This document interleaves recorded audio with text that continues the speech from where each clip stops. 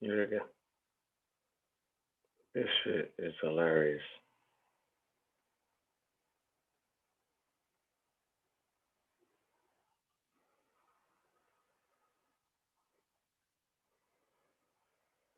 Watch this. Oh man. Oh, come over here. Hit that down. Share my screen, as the Jordan say.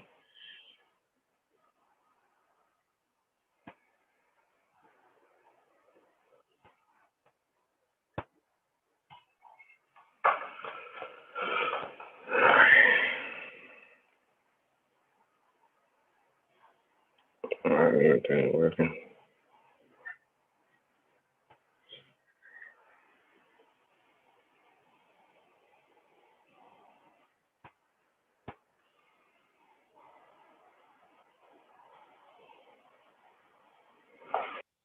Oh shit.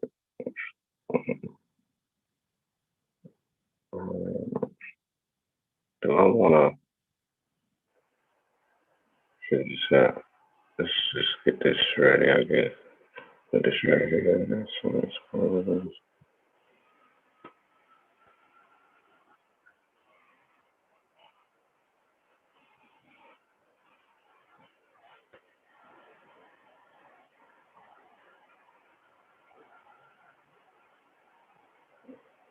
Put that in there. Sure. Alright. Any of you porn bombing wheel girls come up here. I'm gonna put a curse on you.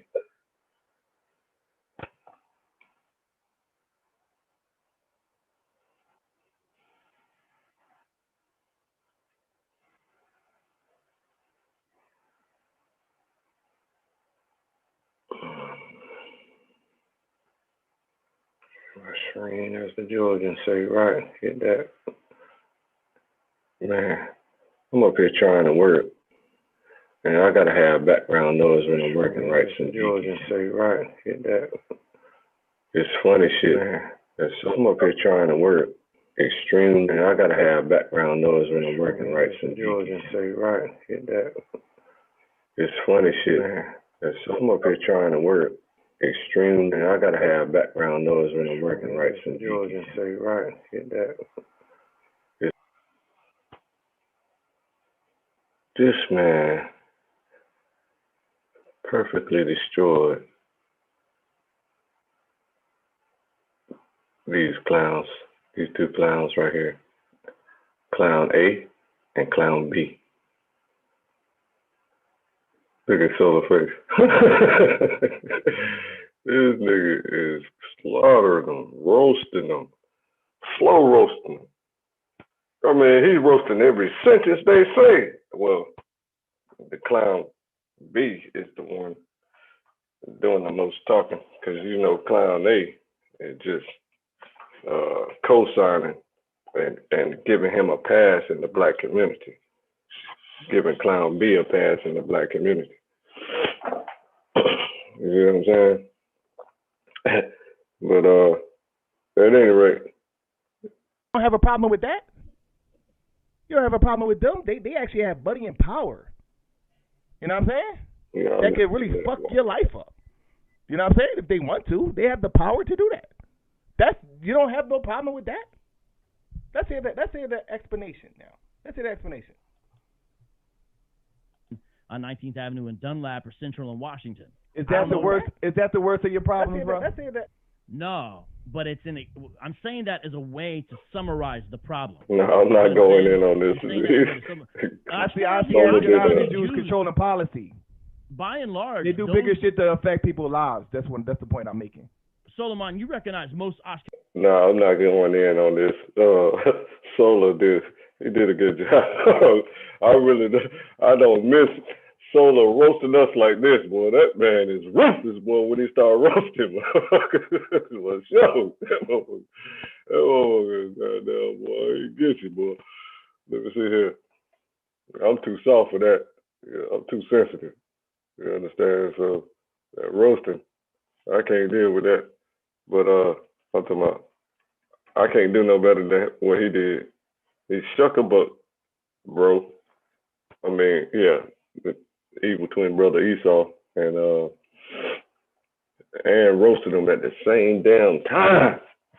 Goodness gracious, I've been sitting here laughing the whole time, and I'm trying to focus on what I gotta do to teach Lance. Lance! In my anonymous voice. And I'm just sitting here laughing, and it's too distracting. I gotta have some geeky stuff in the background. You feel me? But this joint is funny. So I'm gonna let this play while I'm doing my work. Ashkenazi Jews don't even believe in the New Testament. So Okay, so now it's not about the identity no more. It's not about identity no more. No. It's now we're going to jump back to the New Testament. Oh, wait. Just say you don't like the black Israelites, bro. Like, come on, bro. You know what I'm saying? Like, just say you don't like the black Israelites, bro. You know what I mean? It's like, yo, I don't see them on 125th with posters with, fringes on Fridays. Like, only black Israelites do that, bro. You know what I'm saying? Oh, yeah, well, what about the Jews? So now he's just going to make, you don't want to save the Jews, though. Oh, yeah, well, they don't believe in the New Testament. Okay. Well, shouldn't you make them believe in the New Testament? You got more in common with the black Israelites then. So that means you got a lot of more work to do with the white Israelites. Why the fuck you wasting your time with the black Israelites? Goodness. You got a lot of more work to do with those white Israelites, because that's what they don't even believe in the New Testament. At least the black Israelites actually adhere to the New Testament. So most of your work should be now. I've been having to pause, and I can't think what I've been having to pause and stuff 20 times. Let me see here where I'm at, because I can't think with all this hilarious laughing in my brain. Okay, very tense. Got that. All right. Once I get that, and I want to post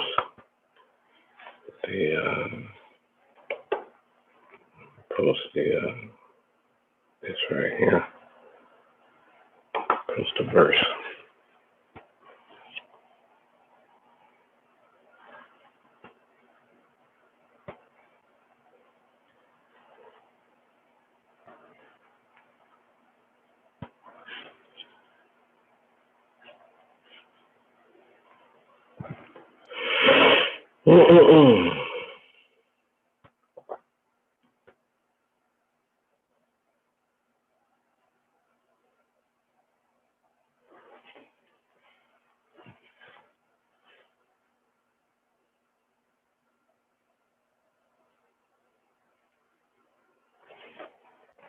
I'm gonna show these rookies how to make a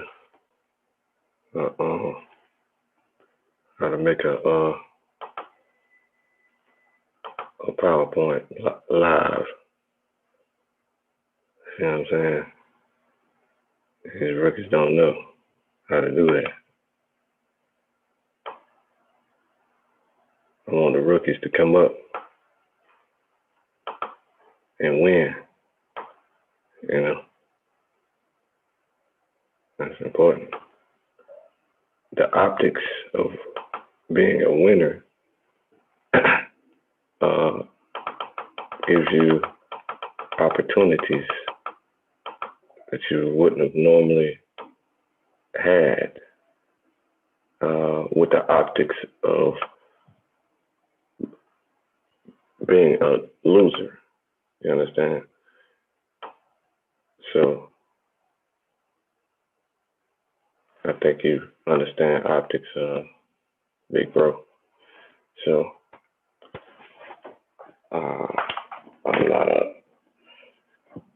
Even though I already understand how my life is structured in real life, how other people view you affords you more opportunity. And you can already create for yourself, you know what I'm saying? So a good name is to be cherished. So, in my culture, it's okay to be viewed as a loser.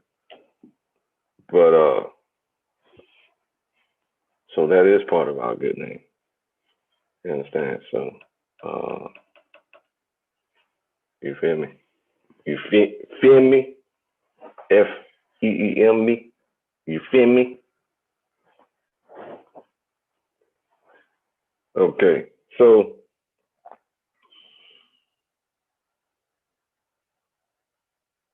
right. So there's a lot of people who don't understand this verse. I can imagine this being Lance's strongest argument.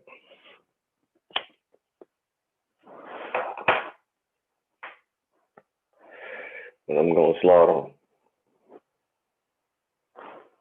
Focusing on the Jews that has this identity thing that makes them superior based off the fact that God chose them, and they don't believe in the New Testament. So the first thing you need to do is get them to believe in the New Testament, and then you can throw them that Gentile shit, bro.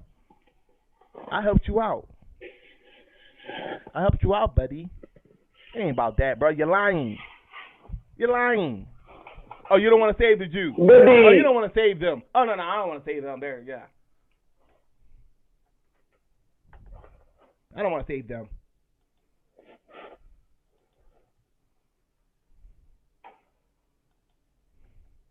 Oh, you don't want to save them. Come on, bro. Lies.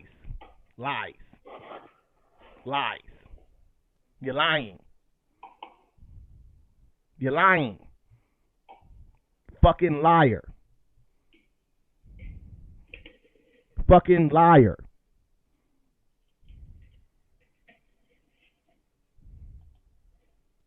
So they're only holding the old covenant in the first place. They're not even claiming that Jesus is the Christ in the first place. A lot of the Hebrew Israelites do. So there's a more. I'm just trying to figure out what's your motivation. That's all. Like, you know what I'm saying? Yeah. See. He just admitted that they hold on to the teachings of Christ. But 15 minutes ago, he said that he was trying to bring them to Christ. But they already have Christ. Oh, well, Christ as how you interpret it. Oh, that's what that is? Yeah, it's like they're holding the Bible upside down, buddy. It's like they're polluting the scriptures. What is it? Oh, when it comes to their identity. Oh, what about the Jews, the white Jews? It's the white Jews that believe the same thing. Guess what, bro? It's white Jews that believe. It's white Jews that believe the same thing, bro. So guess what? Let's go teach them. Oh, no. They're cool.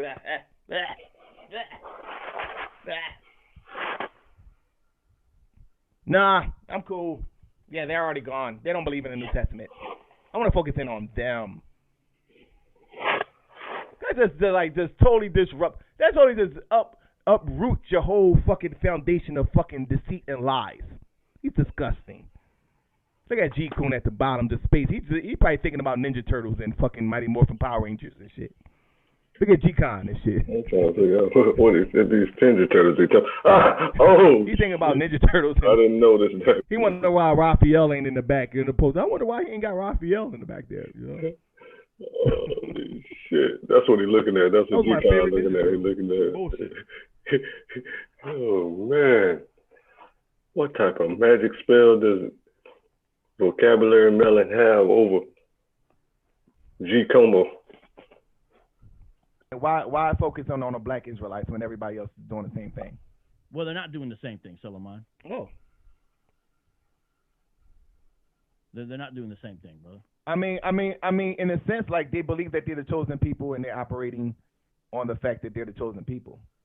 Well, okay, so check this out. If you really get into, I mean, like you got for example the state of you see the cracker, got him. See the cracker, I know the cracker. See the head. Yeah. That was him holding back that nigga. He was holding back that. He want to say nigga. Shut up, nigga. I'm talking. That's what he wanted to say. You shut up, nigga. I'm talking. Mine. That's it. Watch this. Watch the head. They're not doing the same thing, brother. I mean, in a sense, like they believe that they're the chosen people, and they're operating on the fact that they're the chosen people. Well, okay, so check this out. If you really get into, I mean, like you got for example the state of Israel. That's all that. Here we go. Here we go. Run him over. So the Lord probably below. I know this cracker, buddy. I know this cracker. Oh man. See that? You see that? You see that? I pulled the devil out of that cracker, bro. Through the spirit of the Most High, of course. With the spirit of the Most High. You pulled the devil out of that cracker. You're lying.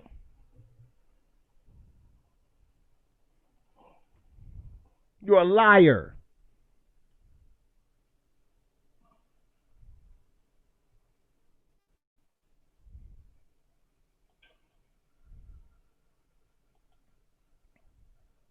You see the face? Fucking nigger.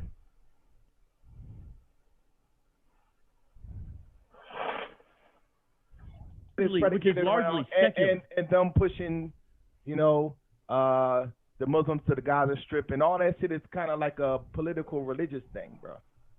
Okay, I mean, I'll go with you there if you want to discuss it.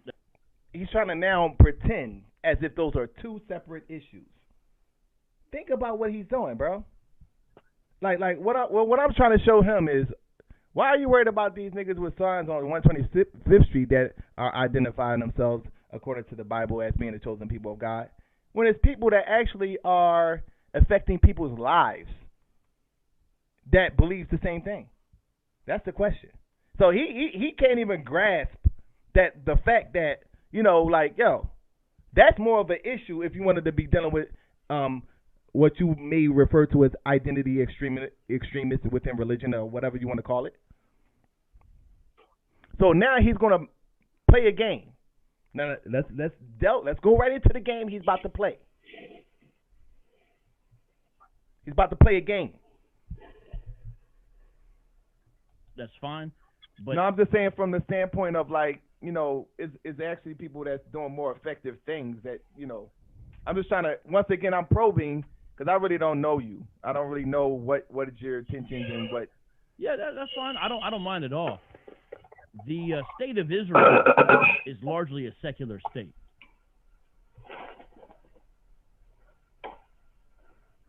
So now he's trying to separate their identity from their politics. This is what he's trying to do now. He's now trying to separate the identity from the politics, right? To pretend as if what they're doing isn't predicated around their identity.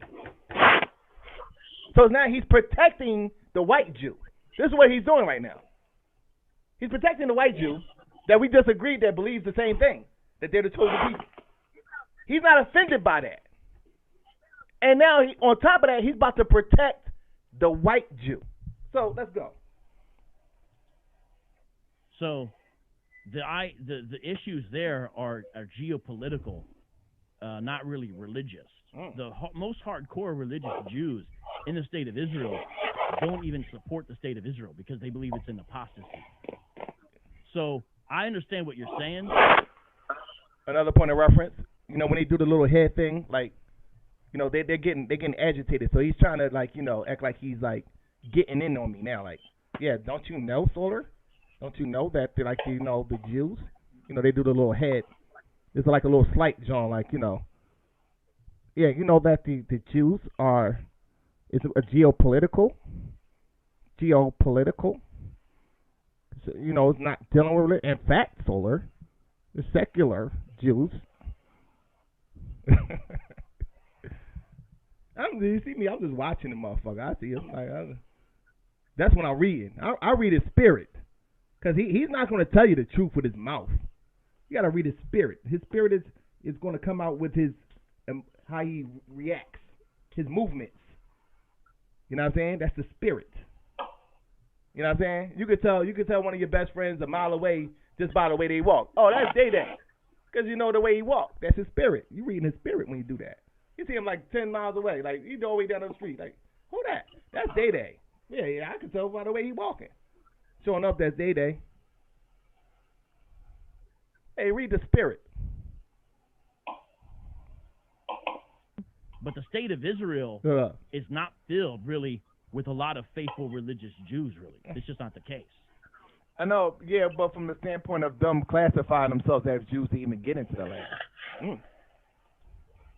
Yeah, they have something called the right of return.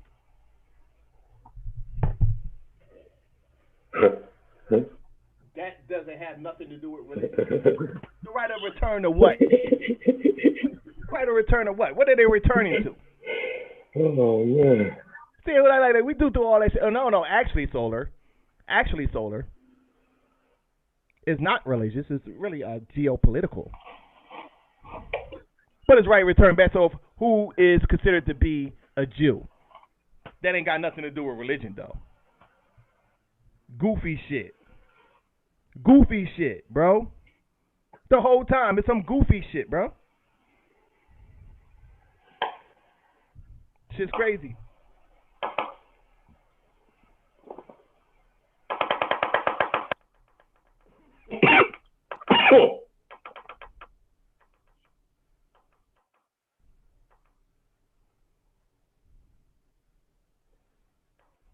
Nigga look like Greg the Hammer Valentine out this bitch.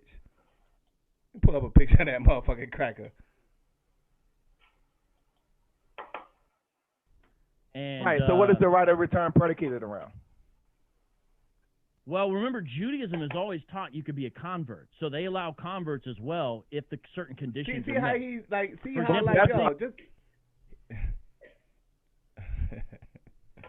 like, yo, bro, yo. I'm just saying that's why I kind of said that it was like a religious aspect to that. Right, but see, Judaism has allowed conversion from Gentiles. But that's not what you just said fucking 2 minutes ago. You said it had nothing to do with religion, you fucking lying cracker, bro. 2 minutes ago, he said it ain't had nothing to do with religion, that it was geopolitical. I bring up something. See, that's the thing. He be thinking niggas don't know shit, bro. Well, don't they get to go to the land party around their identity as a Jew? Oh, yeah, well, you know, they have converts, too. Like, you can convert, you know. You have to be a Jew to get up in there, buddy. It ain't got nothing to do with religion. It's almost like you're forced a conversion to get in there. They ain't got nothing to do with religion. Fuck out of here, bro. Like, come on, bro. You got to do is look at the rabbinical literature and see that. In fact, some of Judaism's scholars of the medieval era were converts. So they've always allowed converts from other nations. You know what I'm saying? And you can see the rabbinical literature. Now, it's true if you go through the rabbinical literature, Solomon, you'll see some examples of rabbinical opinions that are a lot more ethnocentric, that would sound ethnocentric. You don't call that racist. That's really a code word for racist. Ethnocentric. When it comes to the white Jews, they actually put it in their books. Israelites are racist assholes that need to be regulated. Oh, there's some ethnocentric things that they have in their doctrine.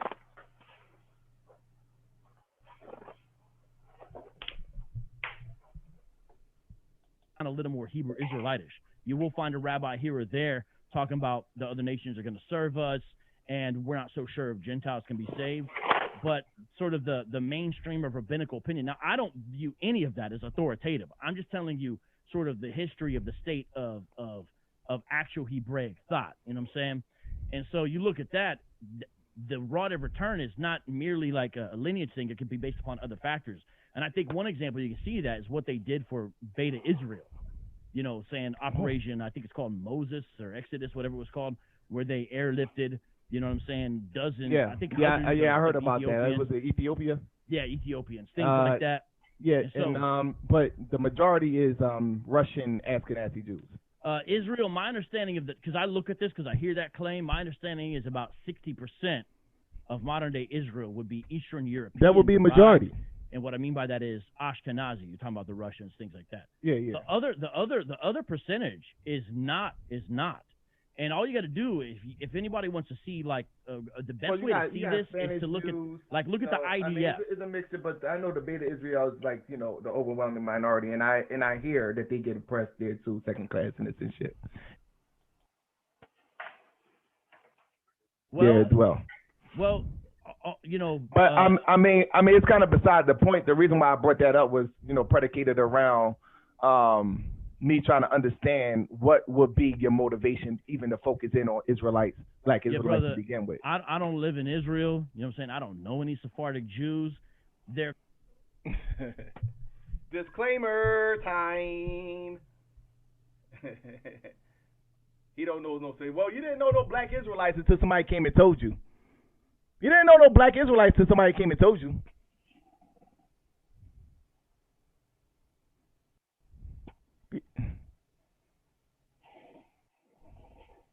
You know what I'm saying? You didn't know no black Israelites until somebody told you, buh. He's always disclaimed. He's just justifying why he don't want to focus in on the Israelites. I mean the Jews in Israel.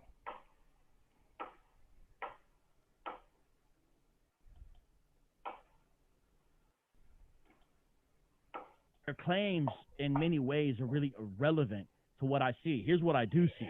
My friends that I've known for years talking about, hey, I don't think so-and-so can get into the kingdom because their dad is Irish, and hey, let's read this apocrypha together. That's that little G-Coon shaking his head at the bottom.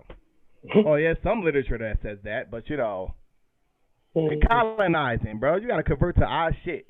They don't consider them to be real Jews. They done flip the script. They're the real converts trying to make it like everybody else converts. And I did reading on the Beta Israel that came over there. They made them take a new rites of passage, even though they was already Israelites over there in Ethiopia. In order for them to be accepted into Israel, they had to do their rites of passage all over again, the way they do the shit. That's a form of colonization, bro. That's not them really accepting them.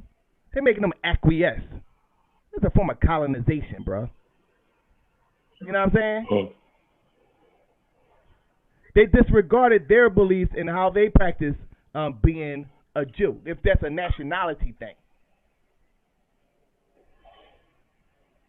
They did not accept their cultural expression.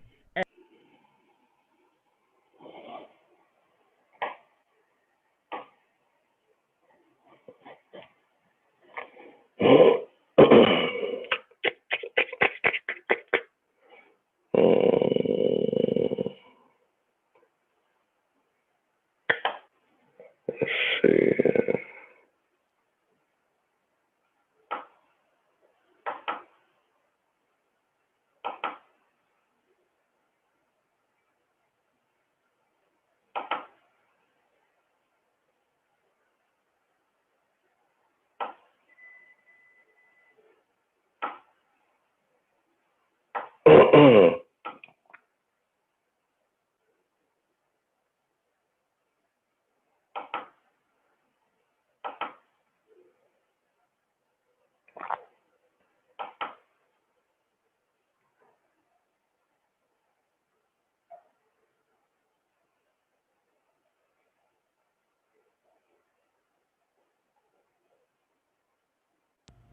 Okay. Hopefully y'all saw Sarnetta quizzing Daniela. So we already know Daniela got camp doctrine and his answers are confusing to people. So now the question that I want to focus on, because I guess they already beat that belly of the fish question to death the other day.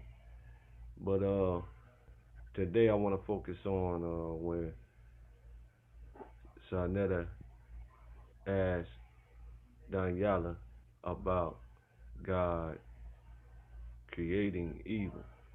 Okay, so now, of course, now y'all answered them properly. This is tensions with the camps that they don't stick to the script sometimes.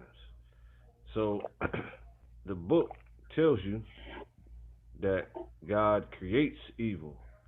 The book never at one time ever said that God created past tense evil. So these tenses, this subtlety and magic and word magic is confusing to people. So when the book says that I created good and I create evil, right? That's present tense. So when evil was created by the father of evil, the creator of evil, the first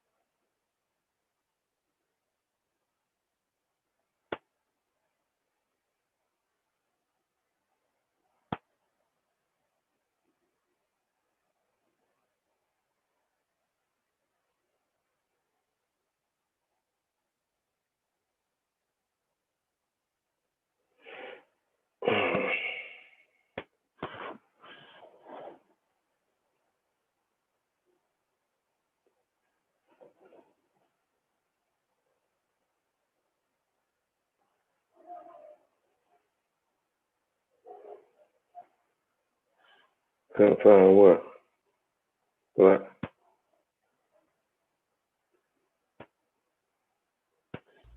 To rebel from God is the first thing that created evil, because God created creators, and that rebellious angel decided to rebel, thus creating evil in the past. So that is the past tense of create. So the devil and Satan, that old serpent, created evil. So when you read in the book where it says, I, God, created good and create evil, it's a reason that the verb for evil is present tense, create, because he utilizes what was created by the devil in order for the ultimate good and the common good of the Israelites whom the world was made for. Appreciate you listening.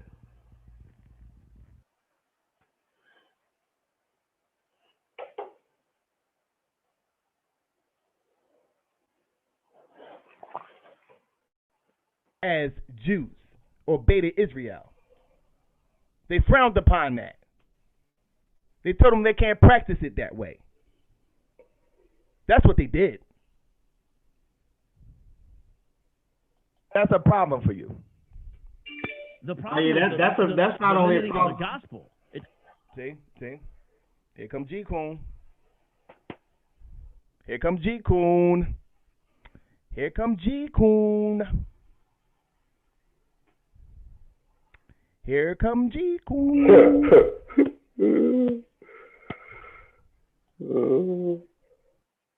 I mean, like that's a problem for you to do all what you're doing. Right. That hold on, Solomon. So I want to ask that. I want to get in on this because that's a problem for me too. Because I'm looking at people that's in my church right now. Nobody asked you if it was a problem for you, nigga. Fuck you, like talking for. You know I had this cracker on my shit talking for damn near an hour, bro. Nobody want to hear what the fuck you doing. Right. We talk to you all the time. You got down. We roast you constantly. And, you know what I'm saying? And you got down. Stay dumb forever. So you are just a reprobate. You understand? We trying to figure out how to get this clown to stop banging for no reason. You know what I'm saying? He don't even know why he be banging. He had like he never even. Well, I'm pretty sure he thought of that question before plenty of times to himself, but he didn't want to reveal it right away. You know, Satan is the most subtle creature of the field, the most subtle.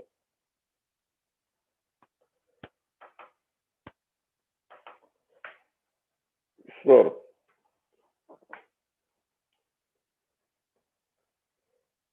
Just that. Beast. He's a beast.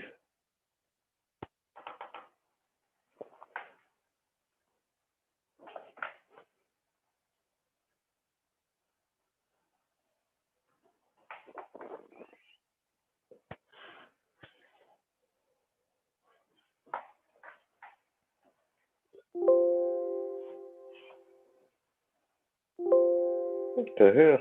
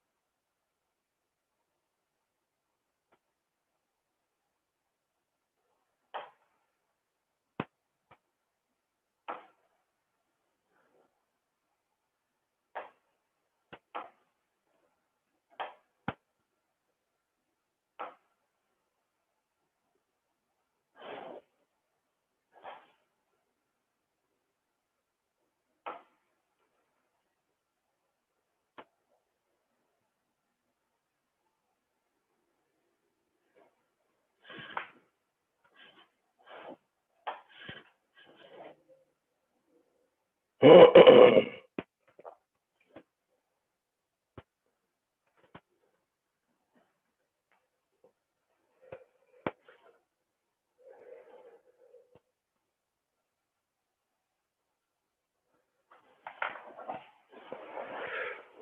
man. Okay. Not ashamed.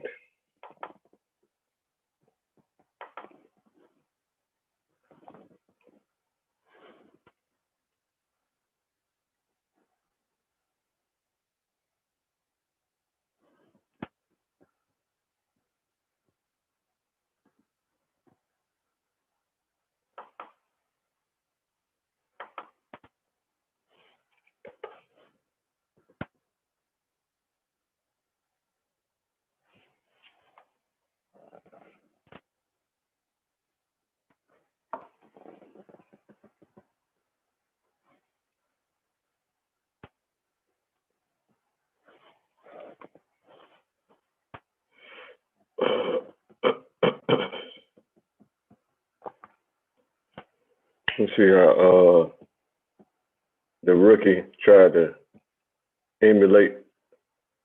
He tried to bite my whole style.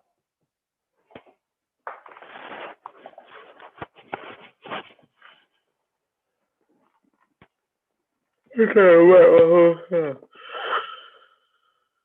He tried to bite my whole style. Come on, rookie. You can't beat me.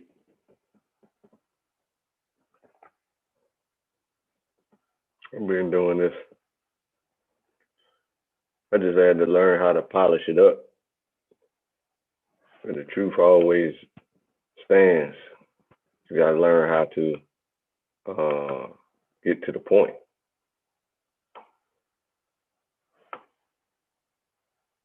in every argument.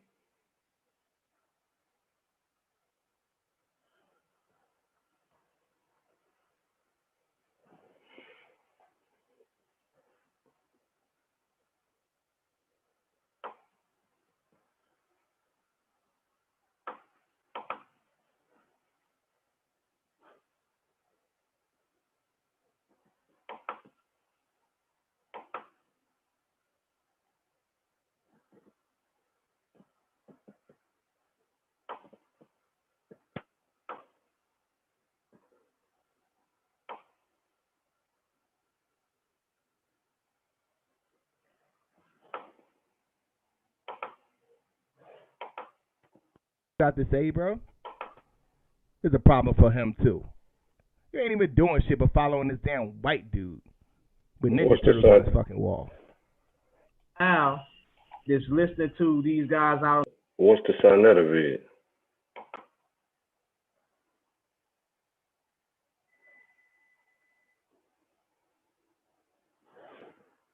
What's only Sonetta vid I seen yesterday was him and his wife, the pa, arguing about some crazy shit. That dude went crazy. Sonetta vid with Daniela.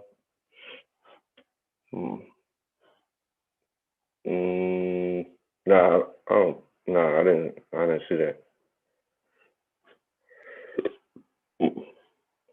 On the corner and leaving the church behind this BS. You know what I'm saying? And actually think. Like, yo, okay, that's what the fuck they grown ass men. If they want to leave the church, they gonna leave the fucking church. Fuck you gonna do to try to convince a motherfucker to stay in the church if they want to leave? What gives another man the authority to try to convince somebody to do what the fuck they want to do or believe what the fuck they want to believe? Nah, he left the church because he want to leave the church. Fuck you want to do to convince him to come back to the church, bro? Like, you're like, why do you think that that's your duty to even go and like try to convince a motherfucker to go back to the church? No, he wanted to leave. If he wanted to be in the church, he would have been in the fucking church. Like some Christian duty. You better make sure the fucking that truck is in Philly with that damn alcohol, nigga. We running out of alcohol in Philly, nigga. That's what the fuck you better do. Fuck you worried about what a nigga believe in and shit. Better hop your ass on that damn truck and ride 16 hours up to Philly with that damn alcohol, nigga. The fuck you better do. And that's what they is. All right, so if they decide they want to go, they let them go. Like, I mean, You're not a Christian though. You know what happens after that? They begin to attack people that are in the church. And so when they're I'm just saying from the standpoint, like, you know, I question his motive. Right. Like, so why is he focusing on a black Israelite? What I'm saying is listen. They're not all black, bro. That's the thing. No. The rocket in the chair. In light of, okay, you motherfuckers created their philosophy, and let's say that there's some shit that they want to do. Why are you worried about what the fuck they doing? Solomon, if you, look at the history of the Christian church, there's always been detractors and people who come with contrarian ideas. And the Christian church has always put forth apologists, scholars, intellectuals. I mean, there's a lot of people doing a lot of shit, though. To combat those bad ideas. So we are simply doing something in the realm of ideas that has been done ever since we've been around, because we believe in going toe-to-toe in the realm of ideas.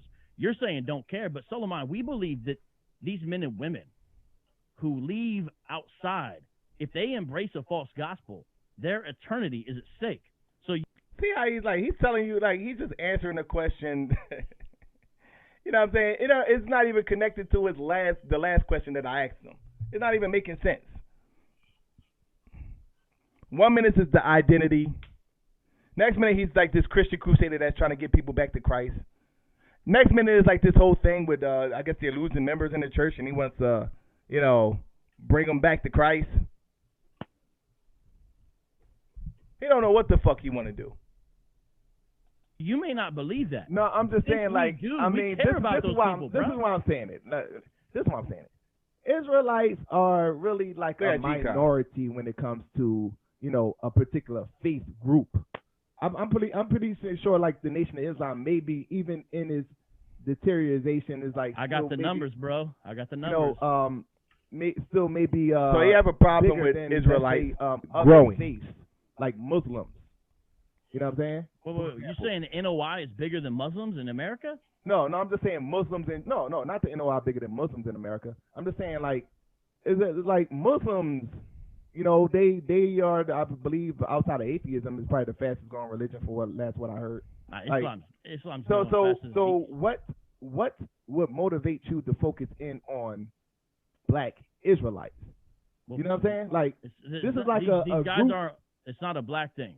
The 12 tribes chart's got everybody on there. Okay, well, you know what I'm saying. I mean, just for classification purposes, because so-called Hebrew Israelites. Yeah, right. The short version is this: I got a stack of books dealing with Islam, got a stack of books dealing with Mormonism. You go down the list. There's no stack of books dealing with Hebrew Israelites. My point is, the answers and the responses have not been brought out by the Christian apologetics community. The pioneering work of dealing with these bad ideas has to be done. And so whoever's willing to do it, let's lock arms and join up. And that's why me and G kind of cool, because he's of the same mind. And you know what? That was part of a lot of shit even going on with the Christians, though. He's a fucking coon. Like, you're gonna lock arms. Think about this. Think about what he just said, though. He's trying to do ideologically, there's no literature for the Israelites. So I feel as though it's incumbent for me to now make the literature. And G-Con is going to help me do it. All to bring niggas back into the church, of course. The true teachings of God. That's some white supremacist shit right there, bruh. Who else did that but the fucking white man? Or the fucking pale Arab. Just going in and trying to enforce his religion on people. Like he wanna make literature attacking somebody else's belief, in hopes of convincing those group of people to leave their religion and come to his religion. He don't see a problem with that. He just think that that's cool. He think that's cool. Like, leave them the fuck alone. What the fuck are they doing to you, bro? I want to make this literature, denigrating Israelites, just so I can get them to leave Israelites and become a Christian, like I believe the Christian should be. And he don't think nothing is the matter with that. I'm going to lock arms with G-Con. He's going to help me do it. Okay, Right. then you attack the Christian church, and we'll Exactly. deal with Hebrew No, Israelites. I'm just saying I don't really care though. Like, you know what I'm saying? But you got like, I mean, for you to be like this faith guy, that's what you're saying. Like, you're this ambassador of faith that's going out and want to promote the true gospel. Well, talk about the motherfuckers that shooting up them damn schools that claim to be Christian. Then, why don't you clean that shit up first? Yeah, like who? Who's this Christian shooting up schools, bro? Yeah, like these people that going back to Columbine High. These Those motherfuckers. guys are both atheists who idolized Hitler. Have you ever seen their videos? Dylan You say who? Klebold and Dylan, they were atheists who idolized Hitler. They hated Christians. Well, Have you go seen their- against that. Whatever the case may Well, be. first of all, that was like 20 years ago. Yeah, but they were from atheists. then on you They're had dead. but from then on you had series of school shootings. Not by a Look bunch of at Christians. G-Con's face. Right. When is it- So when- okay, so okay, thou wait, shalt wait, not hold on, murder, wait. and Hold you're on, wait, saying wait, Christians wait, are hold out on. here shooting up Oh, schools? wait. Hold on, wait. You got me. They were atheists. So why don't you go against the motherfucking white atheists that do that shit? He has gone against atheists. I've been. No. He couldn't help himself. He couldn't help himself. He had to cut in. G-Coon. Here we go. Phase 2. Phase 2. Doing that. All right, well, Look up my continue to debate talk against about that Richard shit. Carrier. No, David this is what I'm saying. Fitzgerald. Like, wait, but then Been there, continue to done talk that. about that shit. We don't need you over here talking about no damn black Israelites. Right. And So, Lamine, the thing is, a lot of the conscious community doesn't do a very good job of dealing with Hebrew Israelites. He's now going to let us know. Because we got our little insights as black folks. You know, we got people in the Nation of Islam. We got, atheists, black people. We got, you know what I'm saying? You're not doing a good enough job. So the good old white man has to come in here and do it for you. How about that? Yeah, the conscious community is not doing a good enough job.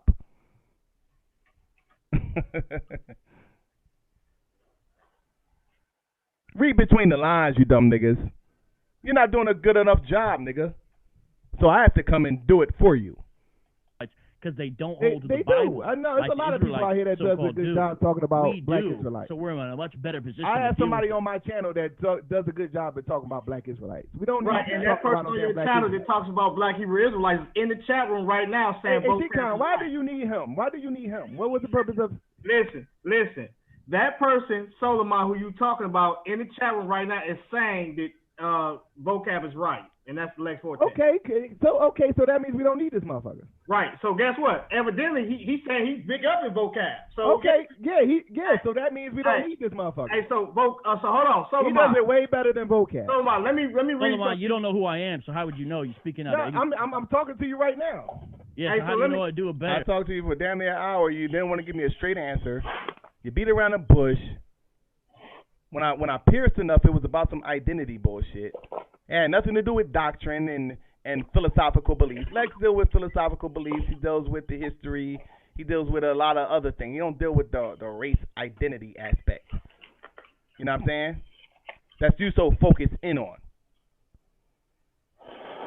So like, yo, I don't want to hear no shit about you don't like the fact that they call themselves Israelites because they're black. I don't want to hear that shit. You don't even know who I am. No, I'm saying that Lex does a way better job than you. I'm talking to you right now. Well, hold on. Let me You do don't something even know who I real was. quick. Now you're making it. Hold on, Solomon. Solomon, if you want me to, are you an atheist? No. Here we go. It ain't going to now question me on what I believe. We're not playing that game, buddy. Like who the fuck is this dude, bro? That's like this nigga coming into my house like asking me questions about what the fuck I'm doing. Now, how much money do you make? Get the fuck out of here. No, I'm not an atheist. What are you? What's your position? Don't worry about it. Oh, so staying on your square, bro. Hey, come on. Then he's gonna try to play the game like he's like trying to get me to get into my ego. Nigga, I don't fuck with you. I'm not having no conversation with no damn cracker about what the fuck I believe. Staying on my square. I don't What's feel your as though square? I don't feel as though I have to answer anything to you. Oh, so you a man who not willing to take a stand on no no, truth? I'm not to you. Oh, okay. Well then, yeah, because it ain't none of your business, bro. Oh, okay. Yeah, just sit your white ass down. Like, why do you feel as though? No, why do you? I'm saying, why do you feel as though? This is my point. This is my point. Look at G-Con's face. If why you want to deal with go Israelites, and deal with your own shit, bro. This is what I'm saying. Go and deal with. What you got, bro? What you got? But you know, I heard two things when he first started. I mean, I heard a lot of stuff, but when he was talking about the idea of, you know, just that part right there, Clay, the idea of, like, to say that Clay gonna be a carpenter. The idea of Clay being a carpenter, I gotta stop that. Charm gonna be a musician. The idea of, I gotta stop that. They say they gonna be brothers. You gotta be what I want you to be. I'm like, who give you the authority to say you're gonna stop? You need to be a slave. You need to be a slave, not a carpenter. Why LaRon on your camp? Why you on that same campaign? See, here's the thing, Clay. Well, LaRon know, like all other black folk know, who be doing certain shit, who know far and with poking the bear and stuff like that. And then when they get, if they get sad, black folk gonna accept them back. And that's true, we will. You know what I'm saying? It's like, OJ, you did date Nicole. We don't know if you killed the people or not. But since you want to come back and hang around, we don't mind, you know. And that's how we are as a people. But at the same time, though, you know, like that shit, it need to be checked at the door, like Solomon did. That's called checking it at the door. Before you come over here with the same old divisive type of rhetoric, man, let me check this at the door. Because you come over here trying to tell somebody what ideas not to have. No, you can't have, like these grown men, like he said, like Solomon was saying, you got people, they talking about people leaving their church and stuff like that. So you can't even keep your own church in order. Right. So that's who you need to be ministering to, the people who left the church.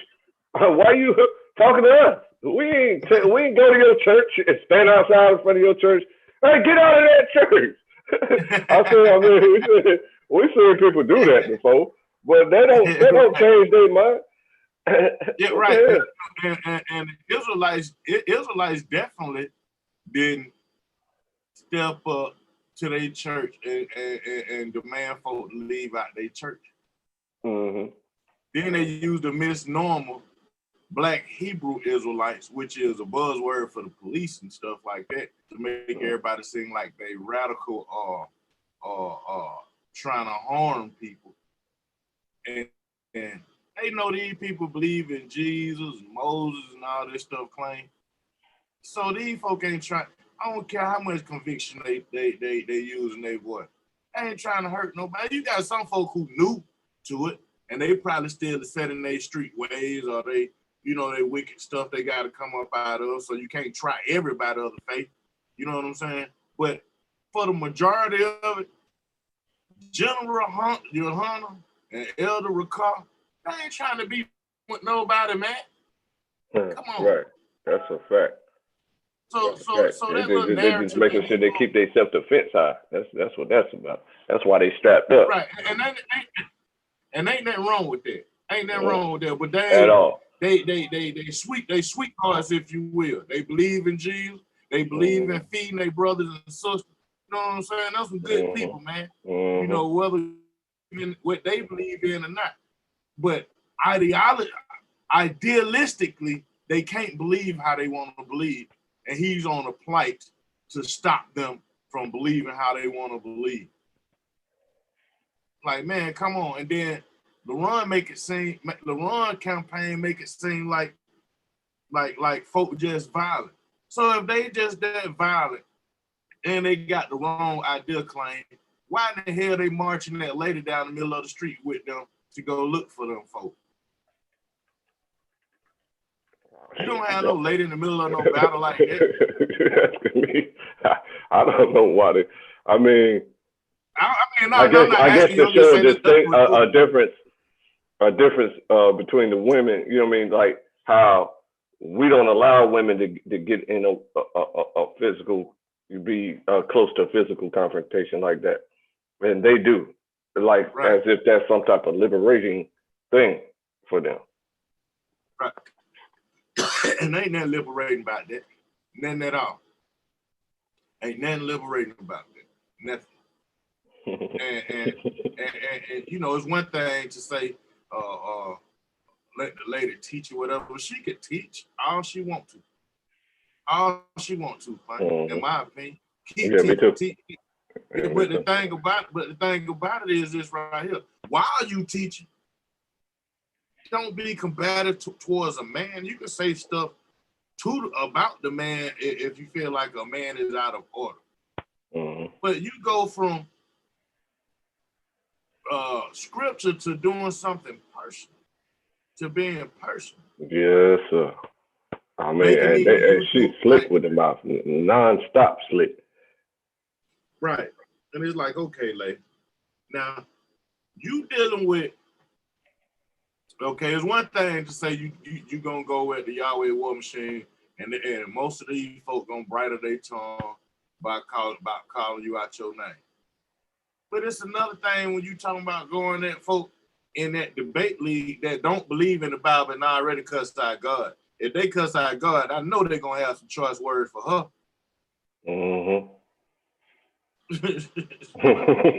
Stop playing. Stop playing. We can't come to your defense because you don't need to be doing that with no man anyway.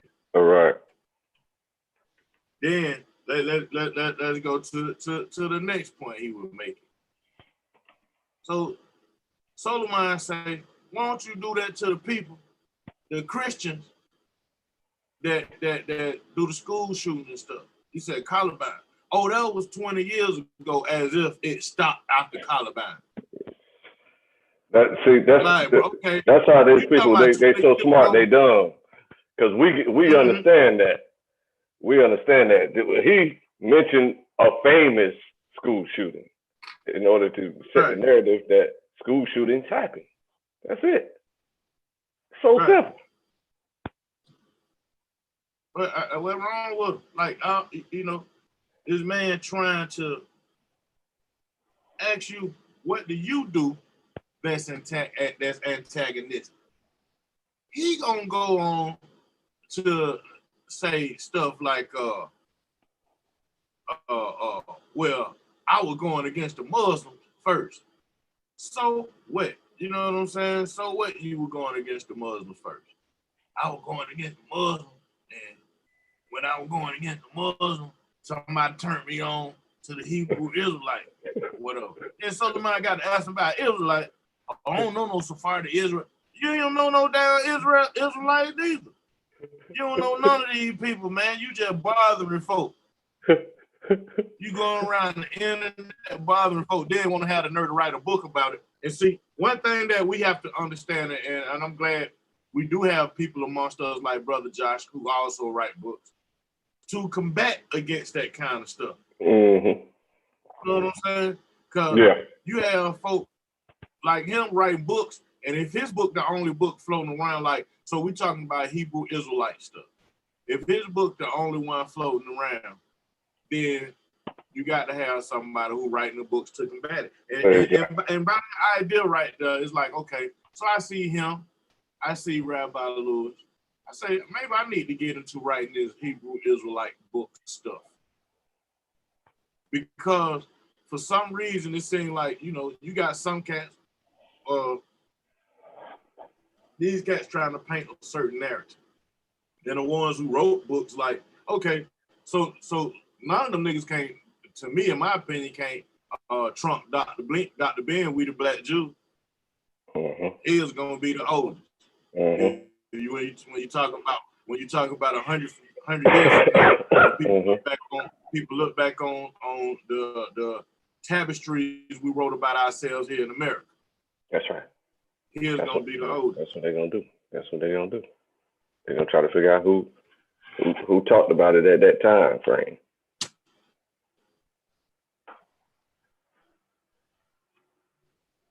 Mm-hmm. So I mean, you know, like in that whole exchange, the whole thing about it all around from the brother G Con bringing the other cat vocab Malone around to be combative about ideas. Now, like Claim, this is what I said a minute ago now. They can't say we prejudice toward white people. On my social media, you see me kicking it with white people. On your social media, you see you kicking it with white people. We ain't got no problem with that. And these white people we kicking it with ain't got no problem with the fuck we saying what we saying. Take a look. Rather kick it with what we kicking it about. So if me and a white boy talking about video, he don't give a fuck about me talking about I'm an Israelite or Hebrew or whatever. He want to get the video finished. All right, take a gander at this right here. All right. I asked the autochthonous community, them my niggas, right? I got a good rapport with them, right? And so I went to them. I said, what are family researchers? I told them this. I asked them this. I begged them every day for a month.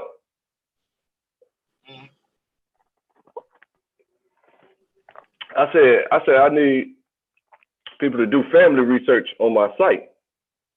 You know, they cussed me smooth out because I used the word black. They said we got that's black occupation. Just how the colonizers occupying our land. Now the Africans are occupying our land. And that's a serious problem. I said, what you mean by serious problem? They got off the phone. Hung up. Serious problem. What you mean? You back? Hell no, I ain't talked to him since. Hell no. They got about 20 family researchers in they you know what I'm saying, in their community. That's all they do all day, every day is talk about family research. And you got to know who you related to. So I 100% agree. So where you at? So I can give you some money. I need you to research my family. You know they didn't want to do that because I used the word black. They cussed me out and said that's a serious problem. You occupying our land. We occupying your land. Right. And the serious problem is this right here. So if you got to know, you got to want to know who your family is according to their lens. Yeah. You already automatically lost 50% by talking about inheritance. Yeah. Right. Then you're gonna lose another 30% talking about the Bible and Israelite and chosen people. Then you're gonna the other 20% when you're gonna say black. So right there, you're 100% against them. Yeah. That's crazy. I mean, we've been talking about this since forever. You come around just because old buddy, he was an Israelite before what's bro name? Dane Calloway. He was an Israelite. That's why he went on an American tour. He went to the historical markers all over the United States. You know them little signs that be up in everybody's city. Well, this happened here. Yeah. This happened here. He went around reading those as if every time I see one, I read. Yeah, I like reading them too. And then he imagines that is the absolute truth, right? So right. What the hell? Somebody's account. That's just an opinion. So Yeah. You know, he did a little research and found out that black people were here and they are Native Americans.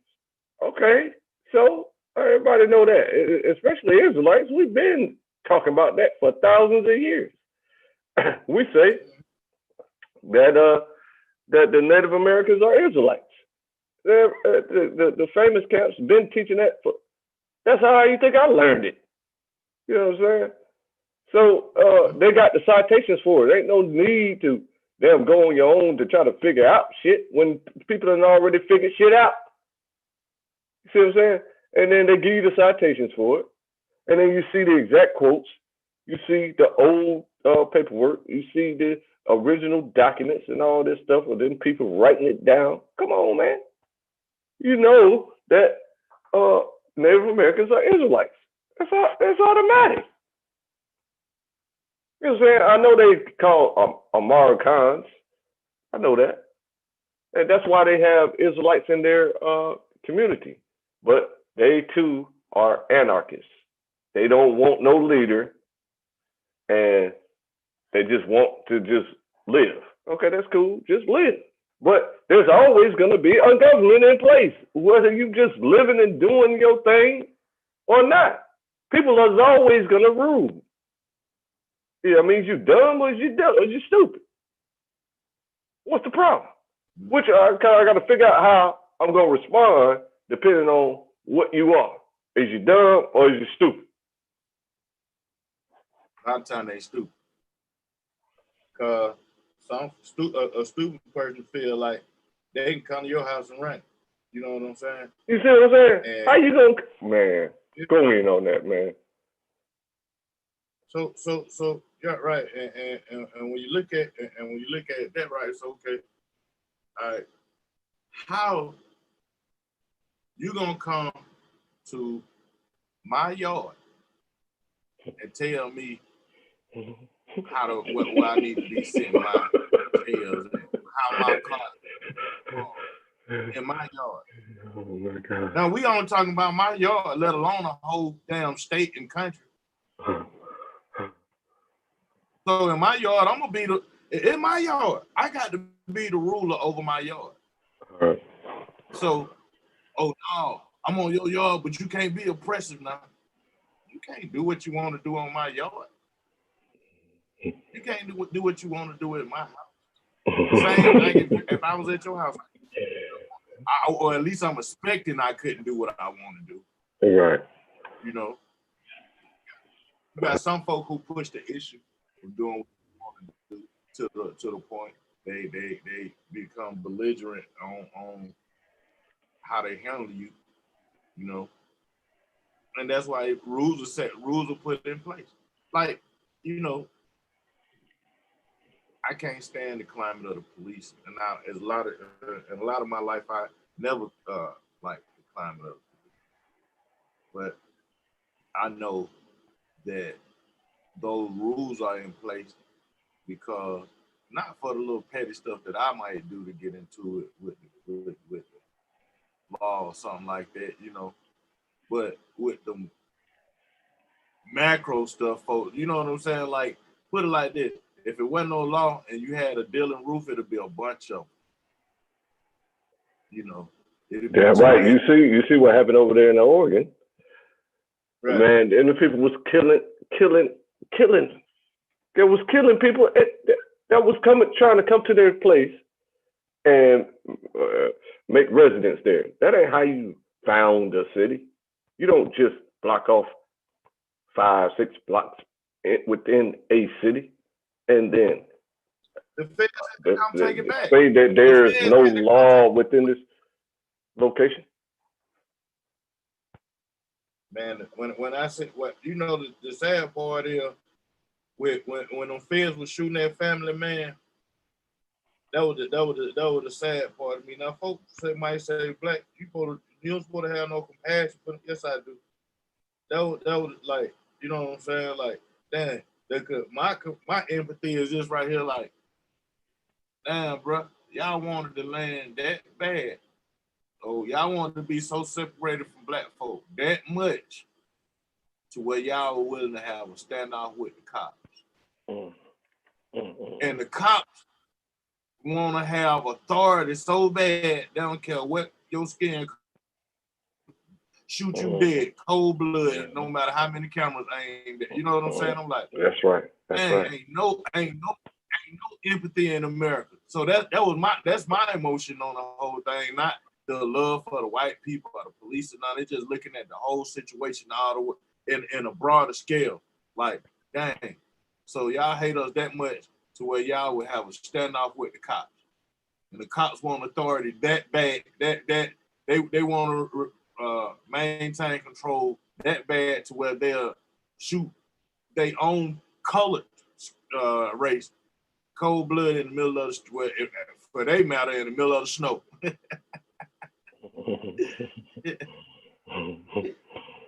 Oh man, it's crazy. I mean, that's how I think down in the South. I laugh from getting mad about this shit. You know. You be up late working, huh? Like, yeah. I get so like, and that's why I hop online in the meantime between time, because I work throughout the day, so I might do 2 hours and have a break for about 3 hours, and somebody else might book 2 more hours and have a break, then 2 more hours. You know what I'm saying? So like that. So I be up like that trying to get my 8 hours a day in. Okay.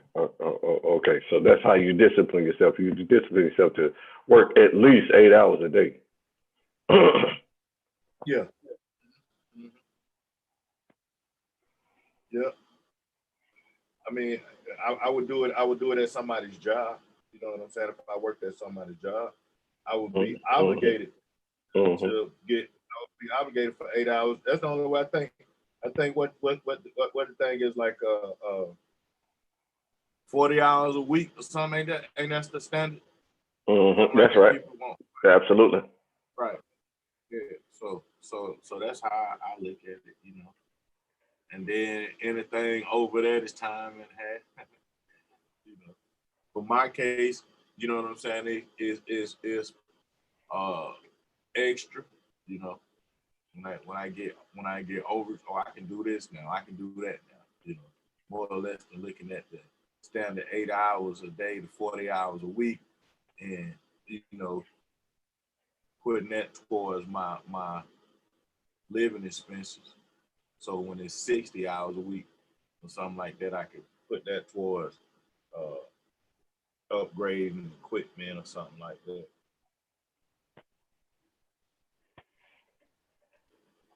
Yeah, man. I'm tripping off that video though, man. That was a funny video, and then the live that they did on Debate Talk. Oh my gosh. Man. Yeah, I was there for the Debate Talk for You one. Man, that was funny too. Oh man, I'm gonna watch that tomorrow again. After where he must be released for a short time. Oh, Debate Talk for You one. Oh Lord. Bro, Brother Moore, real to me and real nice and easy. Well, just talking to him real soft the whole time. You know what I'm saying? Realizing that they obsessed with debate Talk for You. Anywhere Israelites are, they are obsessed with. So that's crazy, man. He knew that they were gonna be watching that real close, and and he know that Sal Spot don't cuss and you know and stuff like that. So he know that I mean, he bedded them in so smooth, man. That shit was funny.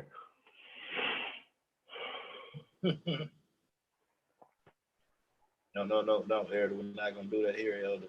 And then he was favorable to them, super favorable to them.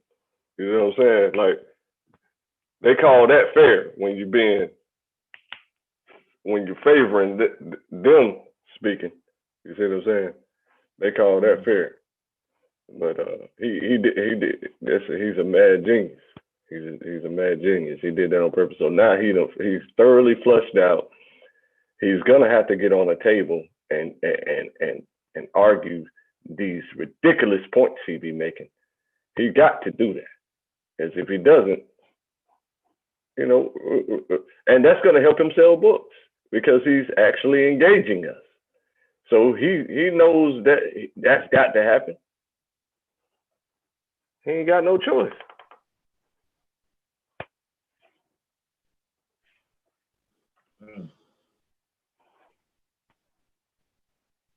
But he's gonna lose every debate because he's a dummy.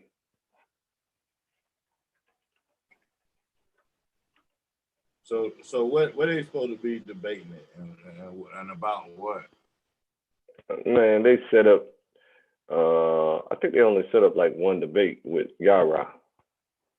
But what else gonna be about? Yara stole old buddy debate, Sam Addison debate. I don't know what they're talking about. What is going to be? Oh, okay. I just wanted to ask him what I wanted to ask him because I don't like engaging. I don't even like talking to the clown. I'm racist. You see what I'm saying? So I'm one of them guys. Right. You know what I'm saying? If you ain't gonna be like he's slick with his mouth. You know what I'm saying? He like to throw them hard to perceive disses. You see what I'm saying? And so I don't like talking to people like that. My racist homies, they racist too. See, he's not racist. I don't like talking to non-racists. I like talking to racist white people because right. We understand each other. My daughter ain't supposed to be having sex with your son. See, I understand that. But a non-racist black man would say, "Why not? Why not?" And then get in some big ass fight, and then they in court. Next thing you know, they're in court. My daughter, my son can have sex with anybody he wants to, because he's non-racist. See what I'm saying? Now you costing yourself money. You costing yourself money. Now you got to go to court and deal with that and pay for the lawyer and all this. Stop wasting. You wasting guys' time, man. That's all you doing. You wasting God's time. At this time, it don't belong to us at all. That's it. So you make money to take care of your family. That's the best. That's one of the best uses of God's time. Because you got to get your house in order first. You got to pay bills and all that stuff. You got to get your mind right. That's a good use of God's time. You got to apply what you learn. You know what I'm saying? Like that dumbass boy Sarnetta, that the video I saw today, right here. He finally figured out that knowledge ain't power. Applied knowledge is power. You know how long I've been teaching that? Man, they cussed me out and called me all types of coons when I brought that out 20 years ago. I said, you got to apply. Yeah, that's right. Yeah. I call knowledge potential power. So it is power. So he lied on that. So he trying to remix what he done heard from somebody that done heard from somebody that done heard from somebody that done heard from me. And they cussed me out from here to hell about me saying that knowledge ain't the true power is applying the knowledge. You see what I'm saying? Mm-hmm. So it's a lie to say knowledge is power, because it's not kinetic power. It's potential power. Right. It's not, knowledge is not power in motion. Right, it's not absolute. See what I'm saying? It's not being used. Until you use knowledge and apply it to your life, now you talking about some power.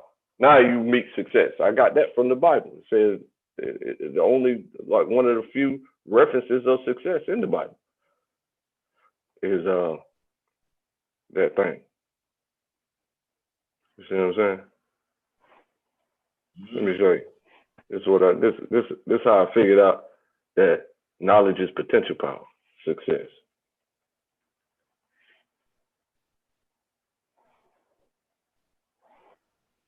One time. See, I always stood on that. Like we that's how we was raised in the house. Like, you know what I'm saying? It ain't good to know it if you ain't gonna use it. So, See what I'm saying? Success. It shows up one time in the Bible. This book of the law shall not depart out of your mouth, but you shall meditate. That's another thing. You don't meditate and just empty your brain. When you meditate, you think about the law and how to apply it to your life, and be sure that you're judging properly in every single decision. We make 30, 40, 50, 60,000 decisions a day. So in each decision that you make, you have to choose life. You see what I'm saying? So say I want to go here, right? Say I want to do this number right here, hit this button, right? And then I say, oh shit, this is death right here. These hoes ain't virgins. These hoes ain't virgins. This skip the games. These hoes ain't virgins. Oh, it's some type of sex site. Yeah, exactly. It's a prostitute site. So you can't. I can't see people if that's what you're showing. It's supposed to. I don't know why it ain't showing that. But at any rate, right. I get your point though. Yeah, and every single decision that you make throughout your day, 30, 50, 60,000 decisions, you have to consciously train your brain to understand the difference between life and death in every single decision. So then when you choose life, everything automatically works out to your favor. See what I'm saying? So that's the meditation that these clowns try to tell us, to empty your brain. And then what you do after you empty your brain, you think of the universe flowing through you. You say, you think about the furthest distance in the universe, and imagine it flowing through your body, from your head, from the tip of your head to the tip of your toes, all throughout your body and down through the earth, and so that you're perfectly connected with the universe. But our ancestors are much smarter, and they say to meditate on the law. See what I'm saying? All day long.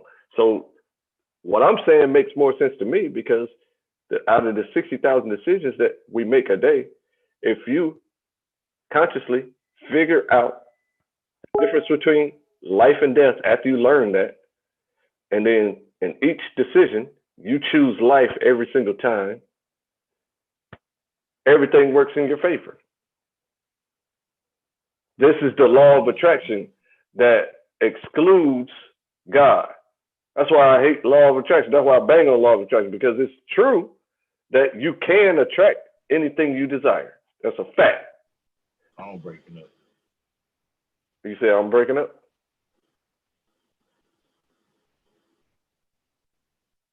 Mic check. Mic check. Mic check. Yeah, so it's a fact that you can attract anything you desire. You understand? But they exclude God. So by excluding God, you are excluding the law. So by excluding the law, you are not optimizing life. You're not optimizing success in life. You're not optimizing health. You're not optimizing your reputation. You're not optimizing how people react to you. Like, say, for example, you know, when I call people stupid niggas, it offends them tremendously. You see what I'm saying? So I have to train. The law say don't offend people like that. So I had to train my mouth based on the law. So I had to meditate on the law in order to do that correctly. I had to consciously remember it. So every word, every sentence that we speak is another decision. See what I'm saying? So that's why I had developed a stutter when I first tried to apply these things and started learning these things, because it's a certain way that you're supposed to speak. You're not never supposed to lie. And you have to say things encouraging at all times. You see what I'm saying? You have to spin things to euphemistic ways. You see what I'm saying? Like you got to show the silver lining in your speech. You know what I'm saying? You're not supposed to say curse So out of your mouth. Out of the same mouth of blessing. The book of Psalms says, Psalms 39:1 says, I said, I will take heed to my ways, that I sin not with my tongue. Exactly. I will keep my mouth with a bridle, while the wicked is before me. Now, you know what a bridle is?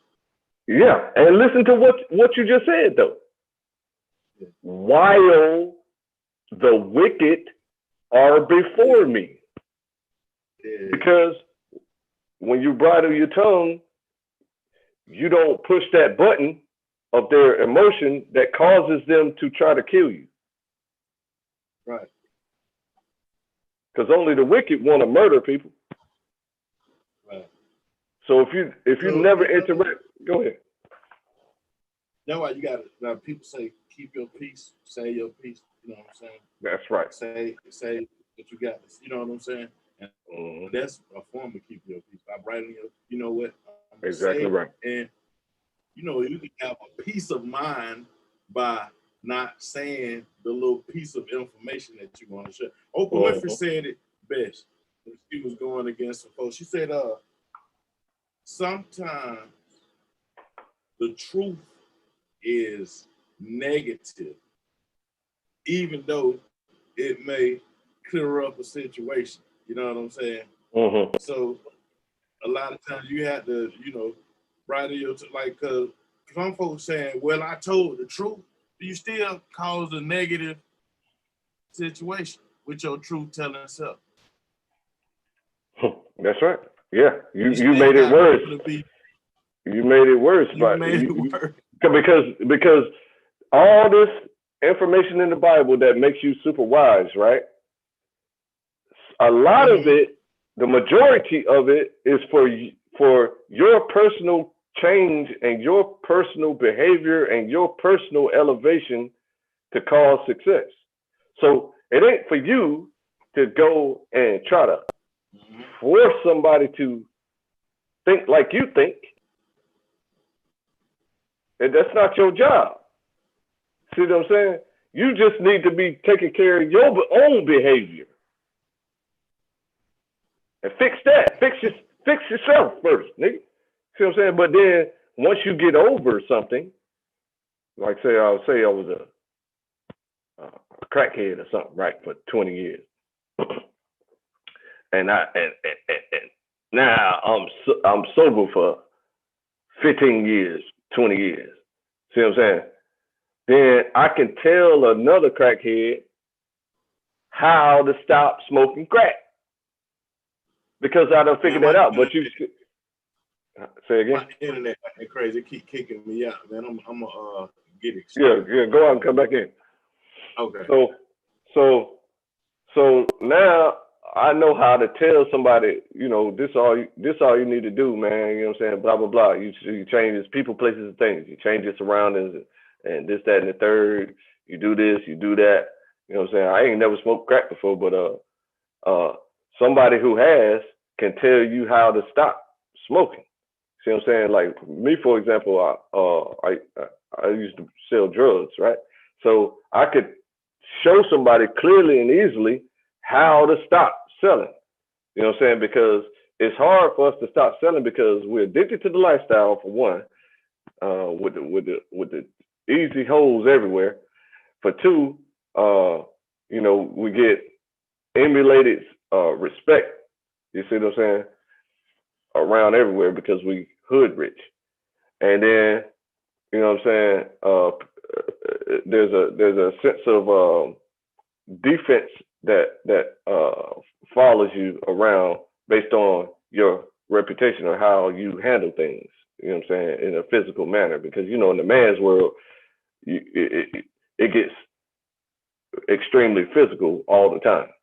So uh, uh, I can show somebody how to do that because they're addicted to those things and they're addicted to the money that comes in, super fast money, and then but you spend it just as fast because um,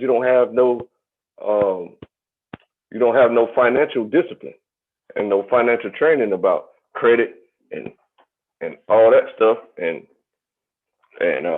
what I'm saying, investing. See what I'm saying? So and you don't know how to create a business.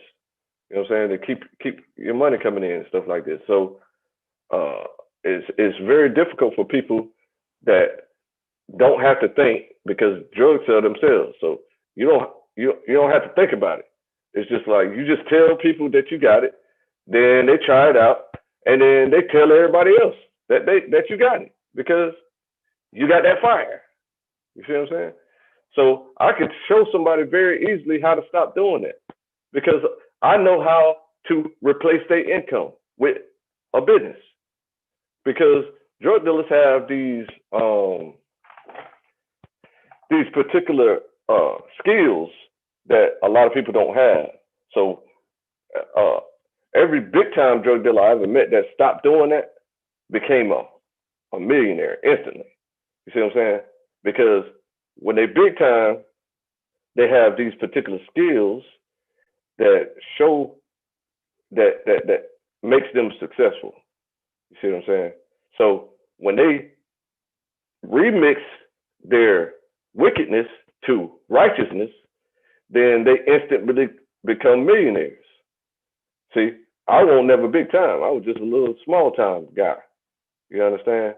So once I remixed my wickedness to righteousness, now I'm making more than what I was making selling drugs, but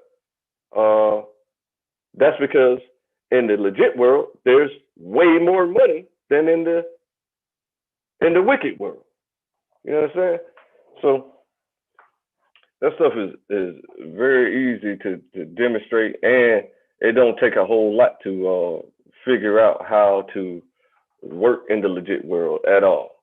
You know what I'm saying? All it is just notifying authorities in your city, in your state, and the taxes and all this stuff that you are a business, and then you notify the public that you are a business, and then the public tests out your product or service, and they love it, and then they tell everybody else, and while you're continuing to tell everybody. So now you got 2, 3, 4 people telling everybody that you sell shoes. See what I'm saying? So then it grows and grows and grows nonstop. There ain't no stopping it. In the legit world, you see, in the wicked world, you got to keep everything secret. You're not supposed to tell everybody what you're doing. You see what I'm saying? So that's how I did it. That's why I stayed super low key and was a small time guy. Won't make him but about $3,000 a week or something like that. See what I'm saying? But because we're not allowed to talk about the foolishness we were doing. See what I'm saying? So it don't get to scale like a legit business. See what I'm saying? So shit is simple, man. But if I was to sit somebody down in detail, I could tell them how to remix their wickedness to righteousness very easily. Whose name could not be found among the names written in the book of life was thrown.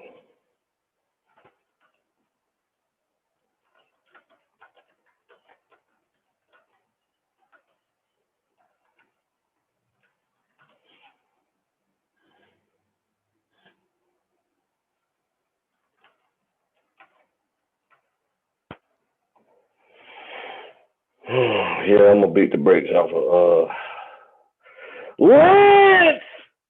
Lance!